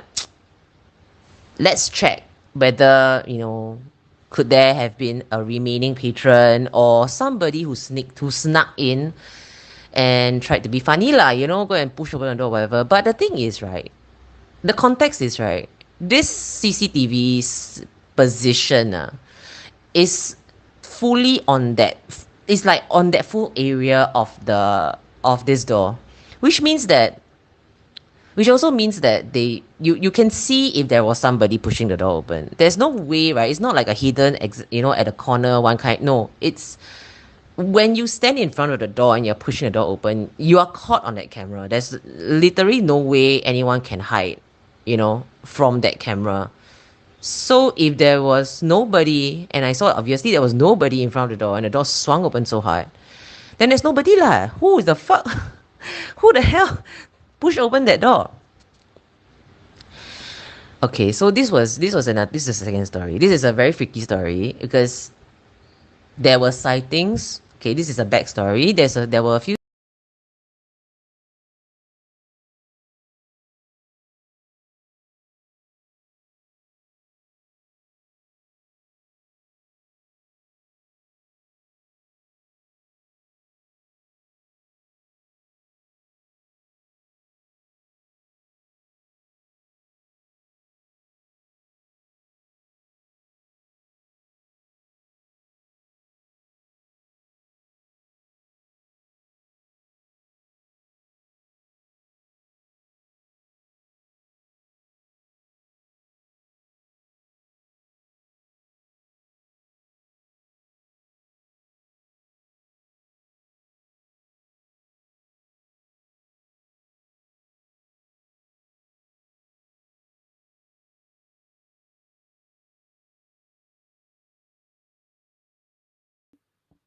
Okay. Okay, are we back? One more time from the No. top. No, are we back? Yeah, we're Still back. no audio. No, we're back already. No, I'm okay. Because we're while back. the Okay. confession was playing just now, I just muted us. Okay. No. So I was just sharing with Eugene that's the story that I remember hearing with him, and it was Joey's story. So, if I'm not wrong, it would have been a club that occupied the building that used to be my school on Queen Street, right next to the St. Peter and Paul Church. Yeah, and there were some old doors. I mean, when I was there, I don't have an impression of the old doors. I don't even remember whether the club was ground floor, second floor. I don't remember. But you know what? Suddenly something's coming to me. On the ground floor, when I was a student, there was an undertaker. Right, and I wonder if that door might be part of what they used. Wait, You know, I'm just trying to get this idea. That's your school, right? So ground So- floor would be a, okay, so my school was kind of weird because we were sharing the premises with Church of St. Peter and Paul, right? And the church had a sort of additional building, right? And that building had various services on the ground floor, one of which was the undertaker. And then the school occupied the second and third and fourth floors. So every morning while we wait for bus to go home and all that, we will see people come and see their loved ones in the coffee and all that. So there was always a wake next to our shop that sells sweets. so we were introduced to death very early. So I'm just wondering whether this door might have been, to one of the inner rooms, right? That the undertaker used to, maybe store the bodies, security for security, right? So that could have been one. I don't remember. I mean, we never infiltrated to go and kepo lah, right? So I don't know. I'm not sure if I can see the positioning of the club and where that door was. Joey, draw me a map. Maybe I can ask my friends and go, what was here? What was here? Yeah, we could investigate this, Eugene. We could. Yeah, the pieces are not too far in the past. Okay, Can dig. send a letter, MSA decree. We have a warrant to come and investigate your place. Come to ghost court. Yeah. Wow, it's a subpoena. Eh? Yeah. Wow. Okay, but what do you think? There's video evidence, right, from the CCTV that nobody approached the door. Right. So what could it be? Some people in the chat are saying like hydraulic door, blah blah blah. But yeah. What do you No, think? I don't think it's hydraulic door. So the thing is, if it's a heavy door and you talk about undertaker, I'm not sure an undertaker would require a heavy door for secure. I mean, I know Maybe the morgue. The- I know mocks in hospitals. I know funeral services. I know death houses. None of them I've ever heard had a security door. Maybe this was the one security morgue where all the dangerous corpses go. Then the I will ones that ask- are likely to walk. Yeah, is it you're hiding Changsi in there? That's why it must be on church grounds. So secret. Hallowed grounds. Wow, that's it. Conspiracy spreading. What I like about Joey's confession is that it's one of those phenomenon that you cannot use science to debunk because it really goes against the in the face of science, but it still gives that very sliver of leeway for us of skeptics or whoever to debate this because it's not in your face horror. There is room for you to hypothesize why it's not haunted. But my stance here is the reason you would hypothesize it's not haunted because you don't want to be scared. That's the only reason why you would say it's not the ghost. True. Because your logic screams at you that it cannot be explained. It's on CCTV. The door is moving on its own. It's not science. It's an unnatural phenomenon. But you know what? Going with logic makes you sleep better at night. So I understand that you need that. So with every debunking is 20% denial. Or 50%, hard to say. Yeah. Okay, I'm just thinking, is this connected to the smoke machine? Is this even the same club? Oh, yeah. She didn't specify. I think so. Because she introduced it as one club at the beginning before the story started. If it's the same club, then this goes away from my initial what I said in the first story, right? Why you only play smoke machine, you didn't do anything else. Now then, yes, this gives a bit more layer to the confession. It's not just smoke machine. There's a door and there's a part 3 coming up. I'm thinking this goes on. It's like, oh, let's have more smoke. Yeah, too much smoke. Better open door. Oh, now no more smoke. Smoke again. So spending the whole day trying to get the right atmosphere for Joey's club. OCD. Okay, thank you to Chantel for your super chat. Didn't say anything, just our third super chat. Yay, welcome. We also and also have- from Alsatian, right? Alsatian again? Oh, No, no, Alsatian, Alsatian made a super chat just to tell us that he couldn't hear anything. Oh, thank you, bro. Thank Wow, you. $2 for telling us Thank that. you. I appreciate You want to it. do another one to say you can? Okay. Now I can hear. Wow. Okay, we also have Okay. this one other lady on top. Hmm. Proasia sent me on a WhatsApp text, and I've got your Oh, text. is this the photo? Is this the photo? I've got the photo, and Alright. she's going to send me her confession in 2 days' time. Okay, so should we see the photo without the confession, or should we wait for it? No, Okay. no, because Next this week. one is not a club confession. It will Okay, just then we save it up yeah. Do I for the miss right some- time. Okay, but Jonah, Huh? you know our friend Mark, yeah, why? MLC, the Mark that you met in the MRT. Yeah, that I met on the trend. He says you are 90 years old. Mark says. Wow, that's a my- very bad guess. See my face? I'm not even lying, no, straight face. No. Mark say one. I'm 90. She's I think guessing that was you're not 90. me lah. That was not. No, that was my doppelganger. Yeah, I had to attend a meeting, so I sent my doppelganger. For those of you who were at our live show, both last year and the year before, Mark was the one with the sexy. Well, okay, everyone had a sexy voice, but one of the sexiest voices. Mark is the guy whose shirt is straining at the buttons. Okay lah, so I always tease and diss him lah, but he's a nice guy lah. He always buy me drink, and I met up with him for confession. He actually gave us a army confession, so his confession will come out during the SAF day. Nice. Okay, so we have something to look forward to for this photo. Is it a Sentosa photo? It's a photo, but the confession is regarding Sentosa. So let me get. Shall we have a Sentosa night one day? Yeah, it sounds like it lah. It sounds like we're heading that direction. Okay, send in your Sentosa confessions. Alright, ladies and gentlemen, after this Joey's last confession, we are going to take stories from you guys. So if you have any club stories, like DJ Jason Lim has just sent us a list of stories, and I shared it with you, John. So we're going to take turns to read it. Okay. If you have any club confession stories, don't be shy. Send it in. My number is 9459-4931. I'll pin my number right on top. Okay? All right. Let's take a listen to the part 3 of Joey Sensei's confession.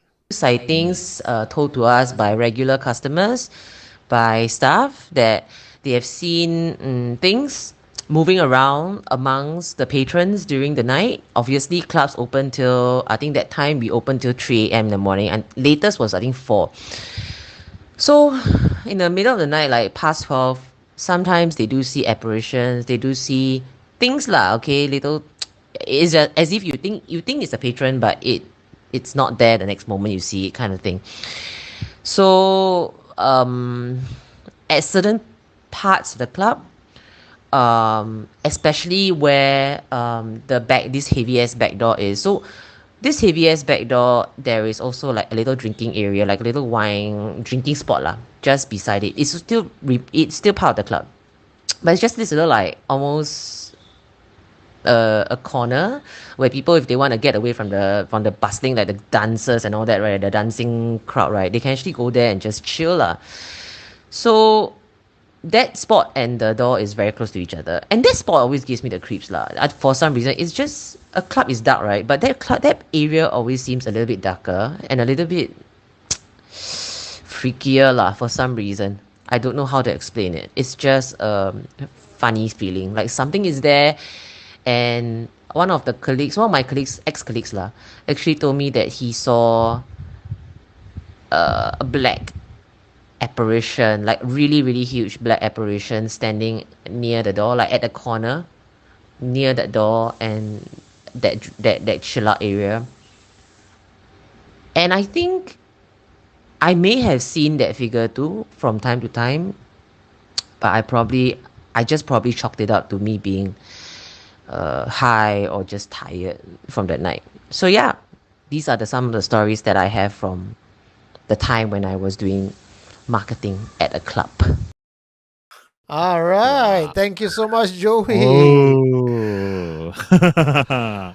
Wow, big black spirit near the door. Okay. This Joey is host material, okay? She tell you the confession escalates to the very end. I love it. And then the last thing she says, Yeah, I may have seen it myself a few times. I'm like, wow. I love our SC community. You know, the amount of talent, the story. You know, we have grown together with you guys, and I think the knowledge, the skills we share, it's just this whole pot that's waiting to blow up. And John and I just excited to hear from you guys week after week. I think Joey can be in charge of the Department of Understatement. Wow. Okay, but I do believe that whatever these spirits that were seen, right, among the patrons, is not to do with the smoke machine at the door, because they saw nobody go towards the door. In fact, you saw the spirit standing near the door when the door didn't open, but you saw no spirit when the door did open. So I think these are two sets of hauntings, right? Two totally different things going on, right? One that is affecting the physical world, and one that is just moving around whatever its intentions are, right? Which actually links very well to our final confession of the night, which you will hear later, right? About things that might be with you in the club. Ding, ding, ding. Interesting. Wow. What do you think? Okay, let's not speculate what they could be, because I think we'll speculate about that after the confession, the final confession. But you know, I'm quite interested to know where this club is and whether it's still there. You know, I haven't been back to that building for a while. I think there still is a club there. Just my life is just divided by pre-COVID and post-COVID. A lot That's of things true. I know is pre-COVID. Then when I go back and find out it's all not there anymore, it's very Yeah. disappointing. We need a club department, someone who is very much into the nightlife. Maybe one of the Gen Z Gen gang Zs. can form a little troupe. Pro Asia, Holy Lal. Yeah, go and recce for us again and find out which is the club with a heavy ass door and a smoke machine that goes off at strange times. Okay. When I heard heavy ass door, I suddenly remembered my favorite brand name of all. This is nothing to do with SC. It's not an endorsement, but have you seen the big ass fans? Oh yes. I love the name. Big I laughed ass so loud. fan. First time I looked up and I saw the name and I laughed. If you go to the MRT stations, the ones that are above ground, those huge helicopter type fans, right? The actual brand name is Big ass fan. Fan. And then the logo is a donkey turning around with the S showing you. So cute. But yeah, I also always think it's Final Destination and it will chop everyone's heads off. So it will one day. Okay. Wow. Okay. Come. Let's see what. Okay, John, look at the comments. I have stories from St. James Power Station. Nice. Stories from that one should Zook. go, that one should go. Stories Yes. from Phantom. Okay, there's a few. Ministry of Singapore also have. Ministry of Sound Ministry of Singapore. Sound. Wow. Okay. It's all quite short. So, John, how do you want to do this? Okay. Did you send me? Yeah, I send you already. Okay. Can lah. We Take turn, alternate lah. We alternate. Okay. You go first. I go first, huh? Okay. Yeah. This one is sent by DJ Jason Lim. Nice. Horror stories involving clubs in Singapore. St. James Power Station. The Haunted Basement. St. James Power Station, once a coal-fired power plant before it became a club, has a long history of eerie tales. One of the most chilling involves the basement, where workers in the past reportedly died in industrial accidents. This is a story from staff. Staff members have reported hearing clanging noises, footsteps, and even muffled noises when the basement is supposed to be empty. One particularly disturbing story involves a janitor who encountered a figure in old-fashioned work overalls late at night. The figure reportedly stood silently before disappearing into a wall. The janitor quit the next day, convinced he had seen the ghost of a past worker. The ghostly patron. Another tale tells of a mysterious patron who appears during off-peak hours, dressed in outdated fashion. Bartenders have reported serving this spectral figure, who orders a drink but never consumes it. When approached, the figure vanishes, leaving behind an eerie chill. Zook, the lady in white. Zouk, one of the Singapore's most famous nightclubs, has its own share of ghost stories, particularly from its original Jiak Kim Street location. Story goes, patrons and staff have reported sightings of a woman in a white dress roaming the corridors near the restrooms. The lady is described as having long, flowing hair and an unsettling, sorrowful expression. Those who try to approach her find that she disappears around the corners or through closed doors. This apparition is believed to be the spirit of a woman who died tragically near the club's original site. The Phantom Dancer. Another story involves the dance floor. On multiple occasions, patrons have claimed to see a lone dancer in the middle of the floor after closing time. This figure dances slow and gracefully, oblivious to the music or the presence of others. When someone tries to get closer or turn on the lights, the dancer fades away, leaving a cold spot on the floor. Ministry of Sound Singapore, formerly at Clarke Quay. The restroom apparition. The Ministry of Sound, MOS, when it was operating in Singapore, was known for its vibrant nightlife, but also for some spooky encounters. As the story goes, one popular story involves the restrooms. Staff and patrons alike have reported hearing whispers and sobbing coming from empty stalls in front of a mirror. When she approached to offer help, the woman looked up, revealing a face with empty eye sockets, and then vanished. The cleaner refused to work the night shift ever again. The Vanishing Bartender. In another account, a bartender who worked late shifts reported seeing a colleague who was not scheduled to work. This colleague would move around the bar, rearranging bottles and glasses. When confronted, the figure would simply smile and disappear, leaving the bartender feeling a chilling draft. It was later discovered that a bartender had died in a tragic accident years ago in that very location. Wow. There's one more that just came in from Miss Leslie. Okay, wait. Okay. Let's discuss this one first because it's a lot. Okay. Wow. Okay, so 3 places: Ministry of Sound at Clarke Quay, Zouk, the old Jiak Kim one, and St. James Power Station. I mean, okay lah. 2 of these 3 locations are very old buildings, right? So that would explain the propensity to be haunted. Zouk had its own building, right? It was built for Zouk, right? The Jiak Kim building. Yeah, it was not an old building previously standing. It was their own building. But then again, Jiak Kim is also a very old neighborhood lah. So who knows what it stood on? That's interesting. Huh? Actually, nobody ever asked that question. What used to be there before Zouk was there? Okay, so what do you guys know about Zouk that might explain this, right?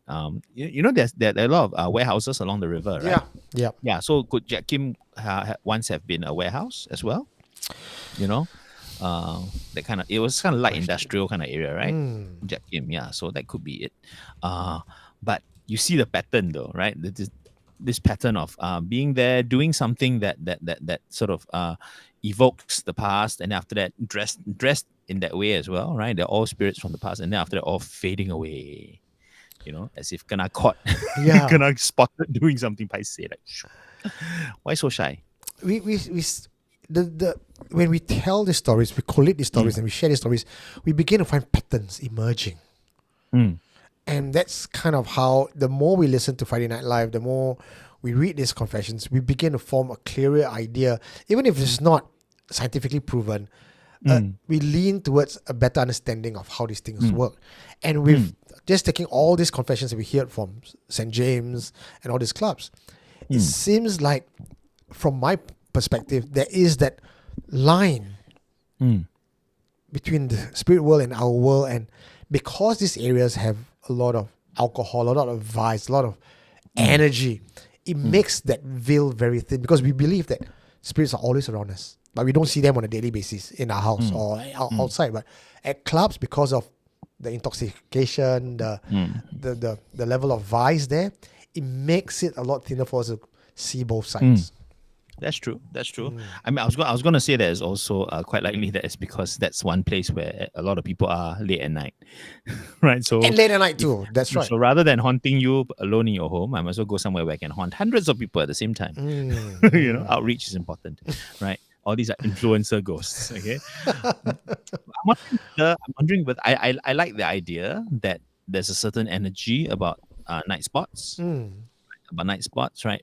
You know, if you go with our sort of pet theory also that, you know, places that are crowded sometimes and then suddenly empty throughout the day, right, make a very good place for spirits to hang around because they can hang around and absorb the energy, but at the same time, it's also quite enough for them to rest, right? And they don't have to flee from that place. But I'm just wondering also whether it is the nature of what is done there, right? You mentioned, you know, drink and vice and all that, right? And whether these things, you know, like for example, looking to, let's say, old folk religion, right? Yeah. You know, industries that deal with, you know, nightlife and sex work and all these things, right?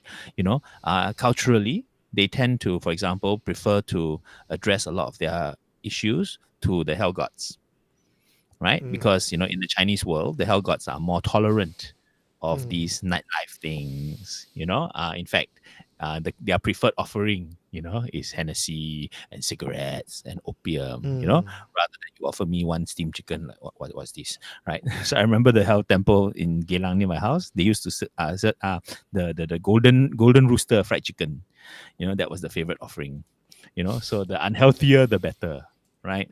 So you wonder whether it works both ways, lah, right? That these kinds of professions and the people who work in these professions and the people who live, the houses that are dedicated to these things, you know, become sort of imbued with a sort of darker energy, right?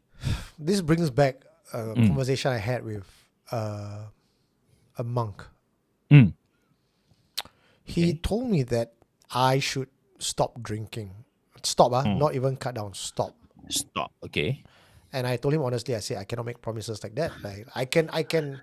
Over the years, I have cut down. You know, my wife will tell you that, you know, I'm no longer as wild as I used to be. Even up to as recent as 2022. You know, like I would. You know, when you drink, and it's also, as the older you get, the less tolerant you are able to hold your liquor. But my point is, when I spoke to this monk, the reason why he told me to stop drinking, he says that if I want to achieve the higher vibration, a few things can be done. One, he suggested,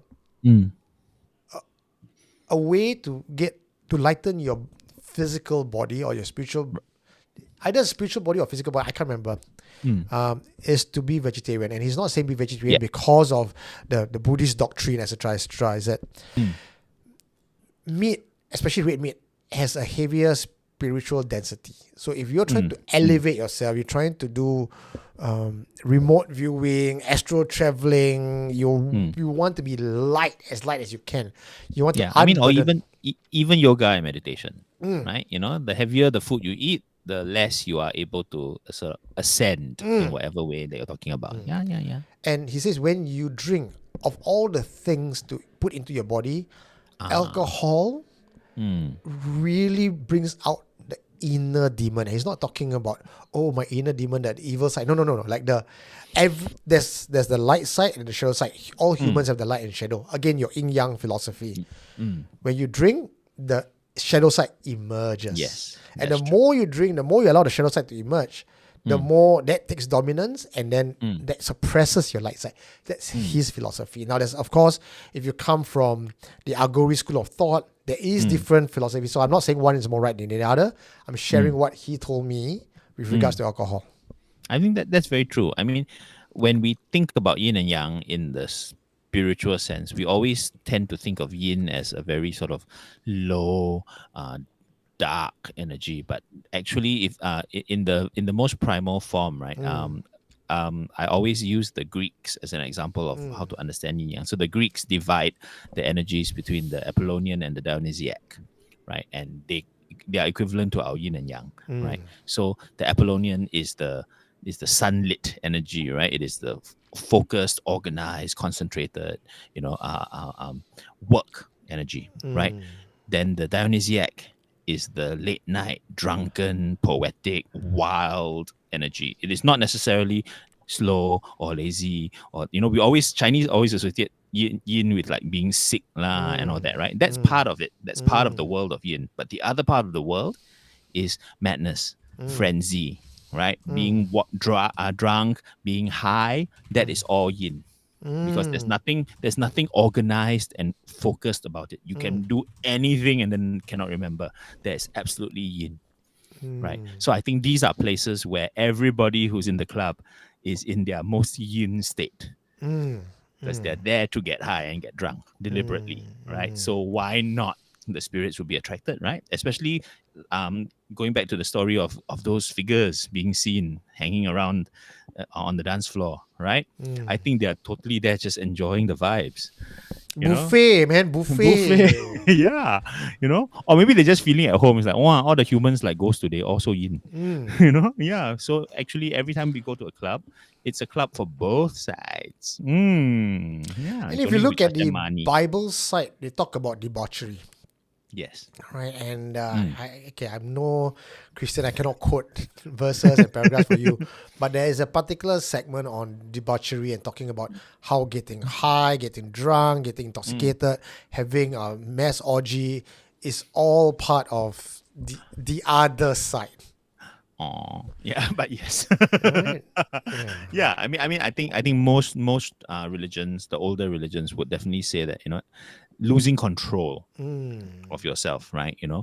Is dangerous, right, and is sinful, right? Because you're talking about being irresponsible, right?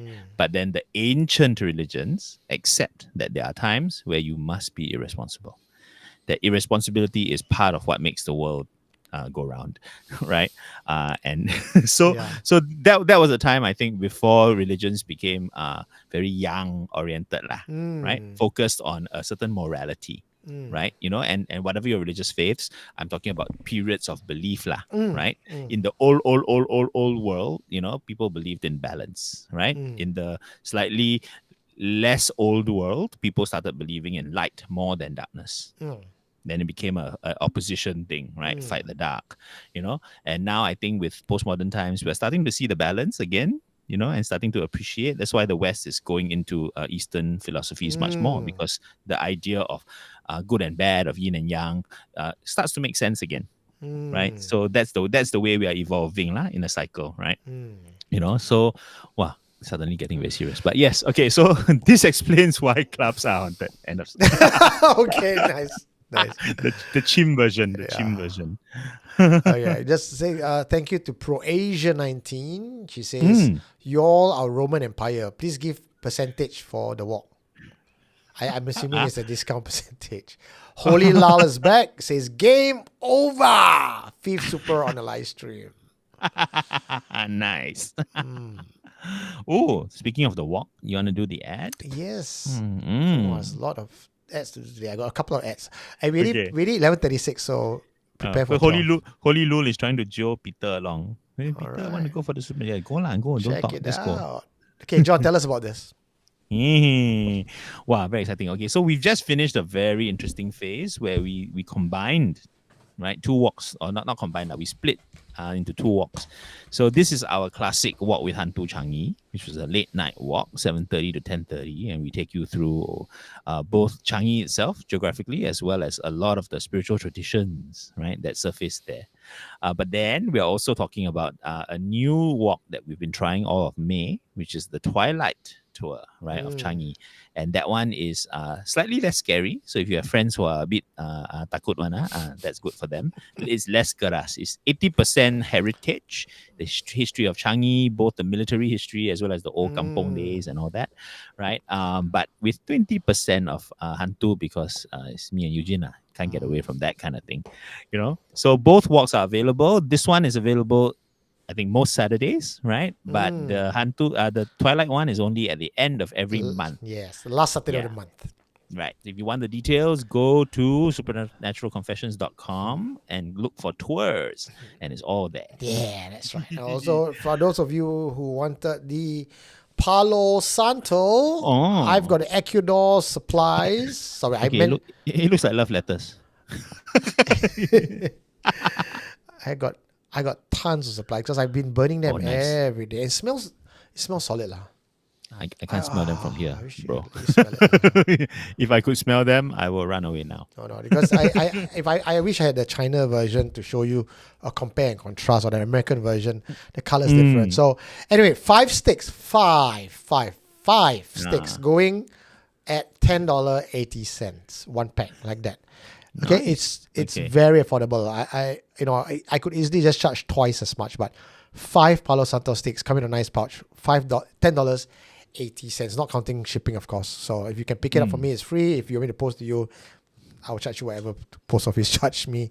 But let me know. $10.80 comes in a pack of 5. You can order as many as I have supplies for. Okay, I must mention this because so we've been calling him her. We don't know, but we've been calling him her Pro Asia 19, but it's not. It's Pro Asia. Okay, she's a professional Asia. Okay, I don't know what that is, but yes. Okay. I think our version cooler.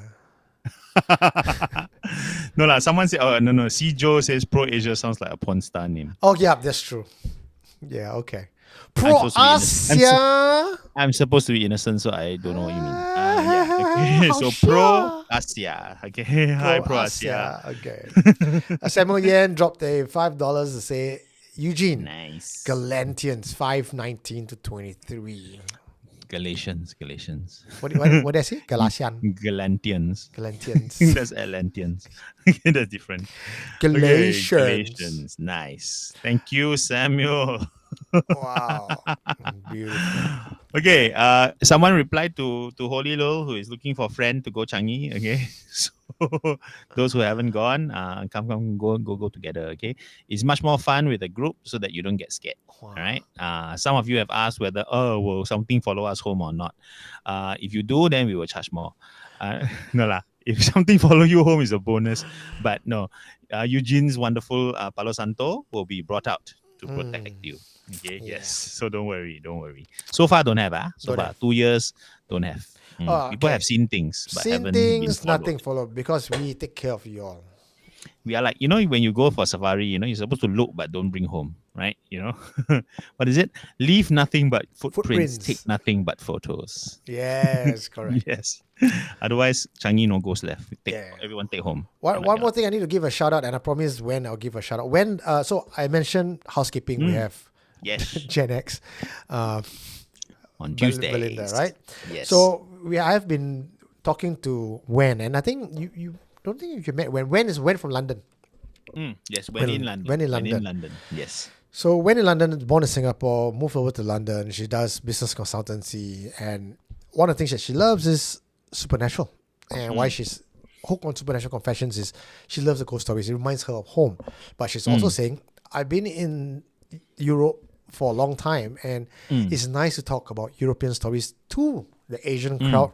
And with me, we sit down and we discuss on both sides of the fence. So this new podcast series is only available on podcast. It's not video format. It's called The Other Side, where she talks about stories found, and John, you will love this, that movies are based on. So like Poltergeist, Exorcist. So these are all Origin tales. right Okay, nice. movie Yeah. version. But what is the original story? And she narrates that, and God, her voice is so awesome. So that's going to be out every Monday. Season 1 has been pretty much completed. I'm now producing it. We have 12 episodes. So have a listen. Let us know. Nice. Patrons, of course, they got it much earlier. This week on Monday, I already posted up for patrons to have a listen. Okay, someone's asking, what do I need to bring for the Changi tour? Bring your curiosity, bring yourself, and bring insect spray. I think that's about it, right? Yeah, that's it. Wow. Okay. So please let us know if you want to come. This Saturday, which is tomorrow night, is already full. I think on the 15th, next Saturday, there are some slots. Yes. Yes. So next Yeah. Saturday is still available. The following, if you are interested in coming for the new walk, that is the Twilight Walk, That's happening on the last Saturday of the month. Go to our website, supernaturalconfessions.com. We will have all the information there. Now, one last story before we move on to our final confession. This one is sent to us by Miss Leslie. We asked you for a confession, and Jason and Leslie has reported. What club is this? This is golf club. Haunting in a golf club. The Singapore Island Country Club. Okay, it's club. You made it through. Okay lah, pass lah. Okay. Okay, the Singapore Island Country Club at Upper Thomson has a haunted steam room and sauna. A few years ago, an auntie was found dead inside the sauna. She was found dead in a sitting position with a slight smile on her face. Oh. She felt shook using the sauna, but I think she could not take the high heat. Nowadays, Hantu haunts the sauna. Many people using the sauna have seen her ghost, especially when it's all steamy. She's sitting there. No one dares to use the sauna alone because she will be there in a corner. Her smile sends chills to people who see her. She was 63 years old when she died in 2008, 16 February. Wow. What a strange sensation to sit in the sauna all hot and then you see the ghost, then you feel chills, then you shook enough fever. And she sit there smiling at you, no? And even when she died, she smiled. Okay, that's a good topic for a short film, a really scary short film. The smiling sauna. Wow. How did she die? Just Overexposure. she sit in sauna, then she just motionless. So the could have been a heart attack. scientific side is she couldn't take the heat. That hot meh? Sauna can be quite hot, no? That's true. It's very hard to breathe. Long. Yeah, correct. If you sit there too long and you have a heart or lung condition, then true. I personally do not like to sit inside sauna. I don't enjoy it. Like people sitting there for a long time and sweat it out. I feel very suffocated. Is the club still functioning and is the sauna room still available? As I see, Singapore Island Country Club, right? This is the one at on Adam Road, right? No, Lonnie Road. Thomson. Right, the one on. Same area, opposite Bukit Brown. That's the best way to describe places to SC people. Is it? No lah. Yeah, SICC. opposite Bukit Brown, next to MacRitchie and opposite Bukit Brown. Okay, yeah. Yeah. It's quite big. Yeah. Oh, okay. Very interesting. Okay. Anyone who's a member, come invite me and Eugene. Okay. SC sauna. We do live. No. They all sit there in a towel, is it? And then we talk about ghost story. Yeah. Then suddenly we turn the camera to the corner. And then see whether got anyone smiling there. Wow. First ghost captured on live stream. Wow. Okay. Cool. Thank you for that story. Wow. Quite nice. Now, you have successfully got us past 11:30. Now 11:45.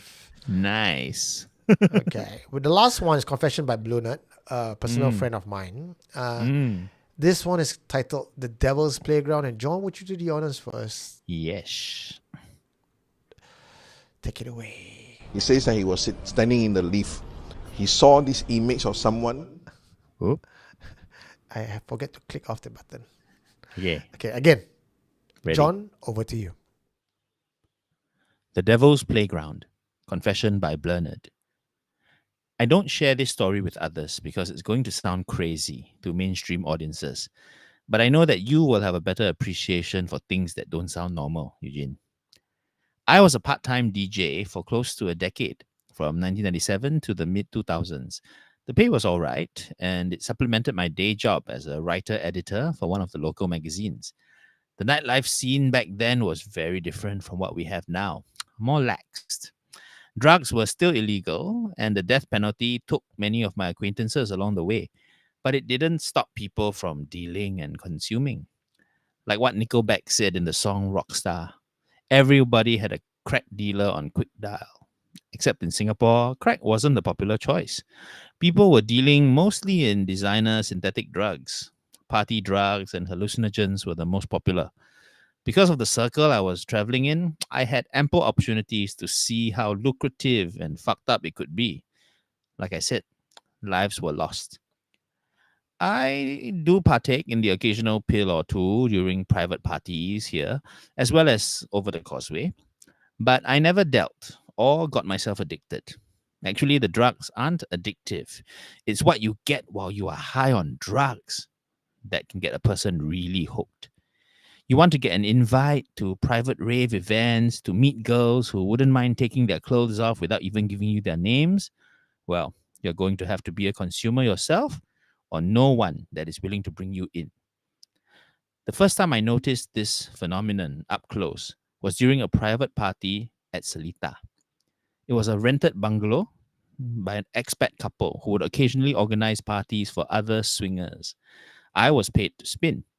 Note that I wasn't on any drugs and I wasn't drinking. I saw, lurking amongst the crowd, humanoid creatures. I don't even have the word to describe them.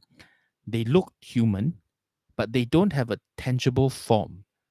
One minute you see them walking around like a normal human person, and the next minute they would step into someone's body and disappear. The possessed person would then behave in an utterly debauched fashion. This process of going in and out of the host's body occurred enough times for me to be able to spot who are the likely targets before it even happens. The host bodies would have no recollection of their actions. And because of the nature of such parties, it was just assumed that it's normal, that one just had a blackout event. Having had that one experience, spotting this pattern and seeing these things becoming more apparent to me, and I started noticing them at every nightlife event. Oh, wow. Wow. Wow, this one's special. This one's special. It sounds like a metaphor made real, right? You know, it's like, oh, I don't know what came over me. You know, it's like something possessed me. I went crazy, man. I drank and but yeah, maybe it did. Wow, interesting. Just quick message from Samuel who says, Samuel, yeah, yes. he says he just checked if the SICC member, that Singapore Island Country Club, he said auntie had an underlying health condition, that's why she died. The sauna room was by the old pool and no longer exists as it was rebuilt. Okay. Okay, so with regards to this particular confession, the Devil's Playground, I now finally feel vindicated for all the bad behavior that I had. Like all the times I misbehaved, the ugly girls I kissed. You were possessed, basically. It was the devil. The devil made me do it. Again and again and again. wasn't Yeah. But now that I learned the error of my ways, of course. Oh, so next time you go, the spirit cannot get into you. Is it? Like, yeah, cannot block. Cannot block by your holiness and your light. That's right. I now know. Okay. Anyone stand close to me, I'm like, don't come closer. Who are you? Are you real? You are going to be the most boring person at the club. But yes, okay. I see then I'm in control. I'm totally in control. At the swingers party, yeah. I mean, wow, okay lah. I mean, on one hand, it would make a great excuse, right? as Eugene is demonstrating. But wow, I'm wondering whether there's okay, warning, complex thought that I'm trying to work through. Okay. So there's actual supernatural beings on one side, right? And then there's normal rational behavior on one side. And then I'm wondering whether there's an in-between where certain people see a concept. You know, you're seeing a metaphysical process being played out.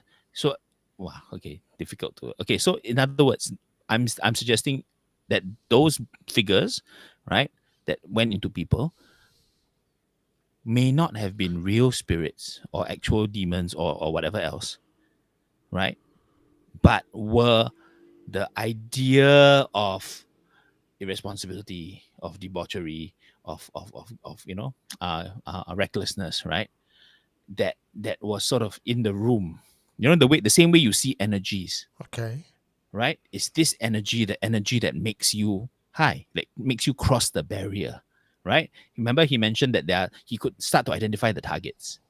Sometimes you see one person, oh, this person first one to go lah, first one to get blackout tonight, right? And you think, yeah, and did this person start witnessing exactly that? The symptoms of debauchery embodied as figures lah, right? Because I mean the human mind has to make sense of it, right? So you would put a shape to this thing, So in other words, okay, here's a good way to describe it: as if these figures were like auras. An aura that didn't come with the person, but an aura that person picked up at the party because they were high, because they wanted to be high, because they threw all caution to the wind, right? And these drifting auras sort of saw the right people and went tag, right? And the aura came upon them. So is it a possession? In a way it is, but not in the conventional sense of a otherworldly being. It's more of possessing attraction you. plus attachment at the same time. Yeah, you're attracting an energy, and the energy then takes over lah. Right? So it's not that there's a spirit in you, but that your spirit has taken on this quality. I don't know. Am I making sense? It does make Right? sense. Yeah. Because I mean, I'm also assuming that what he saw was a very unique thing, Yeah. and no one else saw it, right? So is it because of his unique sort of worldview, Possible. right? Of someone who occasionally has dabbled but is more sensible, right? I know. I would love to deep dive into this particular series and really, now that I'm getting bitten by the club bug. spirit bug, I want to know more. I really want to know more. I don't think we have enough information in this 2 Not yet, hours yeah. session alone for us to sit down here and go like, yeah, we can form a pattern. It's the first of this episode. I'm even wondering, John. Yeah. Okay, again, like I said, because it's very wide now, right? Yeah. If I were an agent of darkness and evil, and we believe that the world is now at war between good and bad, and there is this constant battle between pulling people to the light side, pulling people to the dark side, I would be a cult leader, or I would imagine there is a cult or a cult leader propagating this spirit of the drug, spirit of the vice, to get more and more people involved, to bring the souls to the dark side. And if we put on the satanist Lucifer hat now of ritual killing, short of killing, is I would host drunken debauchery parties, and that entire getting drunk, mass orgy, taking of pills is actually the modern day ritual of serving up this negative energy or the dark energy to my dark overlord. You know what I mean? I mean, okay, what you're talking about there is really, I think it is very much, I think, the pattern of many cults, right? A, because it's much more attractive to members, but B, also it is really the way that you sort of defy conventional morality, right? It's no use being a cult if you're going to do nice things, right? So you must do the naughty things lah, right? And yeah, you justify that by saying, oh, it's offering to the dark lord, we offer him vice and evil and whatever lah, but I mean, to me, that plays too conveniently into the whole good and evil sort of sense, right? That I think we mentioned the phases of our human thinking, right? And I think if you are a child of that good and evil world, then that would be the only way to be evil, do as much drugs and have the orgies, right? Because the good guys will never do it, right? But I'm thinking, from an older point of view, that too can be seen as a bit childlike. It's like not so easy lah, not so easy. True evil is much more than that. That's just irresponsible behavior, right? And if you think about nowadays, people just do all that evil stuff just on a Friday night for fun with no dark lord needed. Yeah. So the things that we used to have cults to do, in Victorian England, for example, now just happen at every club now. Yeah. So the goalpost has shifted tremendously. Or you could just take a look Tremendous. at that the Christians are right that the end is nigh and the human nature have really gone off tangent with its But by the same argument, we've always been here before, right? In the ancient Roman Empire and the ancient Greek Empire, and right, we had all of these stuff. All of this stuff. We were very wonderfully drunk and high in the old days before all the big religions came and said, stop having fun, it's evil, right? So the world should have ended long before that that happened. So I think that this is us going back to our primal nature. The Greeks believe that you need a little bit of this. I mean, the notion of the bacchanal, right? The bacchanal is a formalized excuse to get drunk and get high and get laid. And then the next morning, everyone go back to work. Because you have purged that desire from your body, right? So that is part of the balance.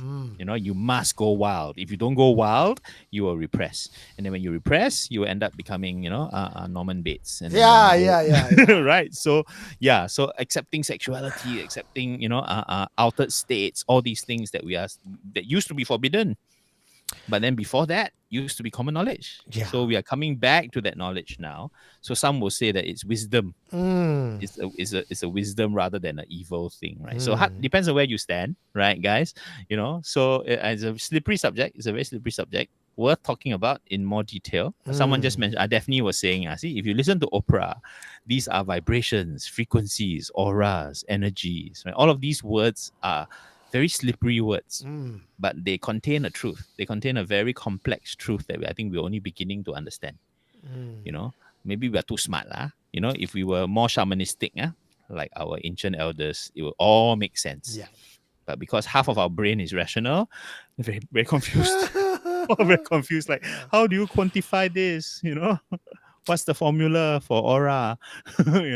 I feel like in some way this particular last confession helps to sum up all the confessions that we had today. Yes. Or at least draw some, it concludes with some form of explanation that we require.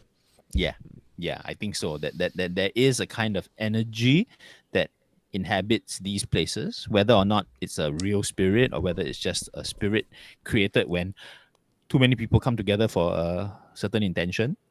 Right? Do we change the energy, right? Do we summon forth these black shapes just because we all came here to get high and black out? And so they are there to fulfill our own desires. Who knows, right? Who knows? Wow, chim sia.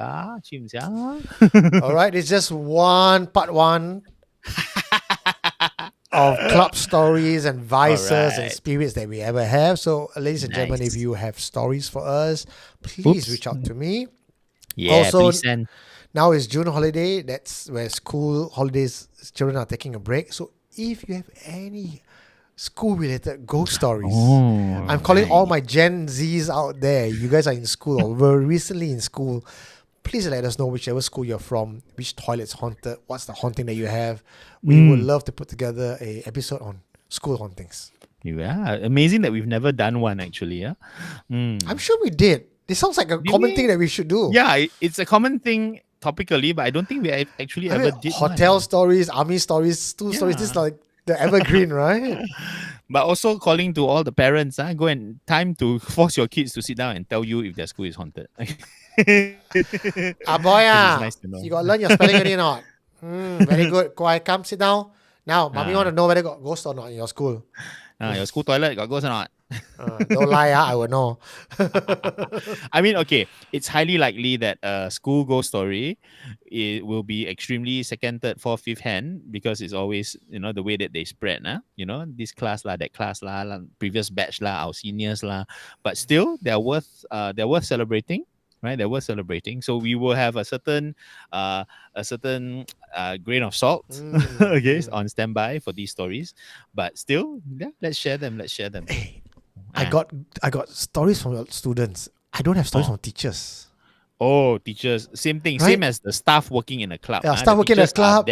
Staff working in a hotel. Hey, this year, we are bringing you the behind the scenes. Okay. So school staff. Okay. everyone, teachers, admin, cleaning, whatever. What have you witnessed? Please tell us, okay?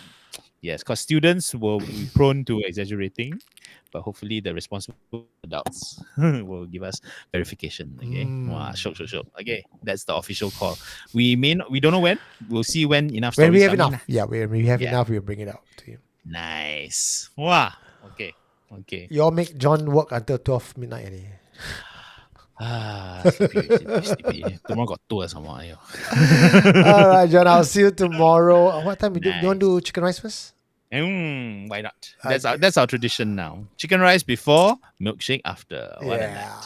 All right, ladies and gentlemen, thank you so much for joining John and I and staying up with us past midnight in Singapore or past to afternoon to early evening, or those in San Francisco. It's lunchtime now.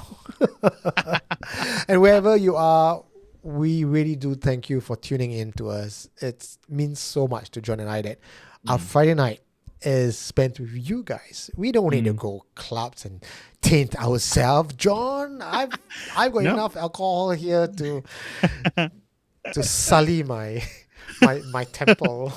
Okay lah. This chat group is the SC orgy lah. So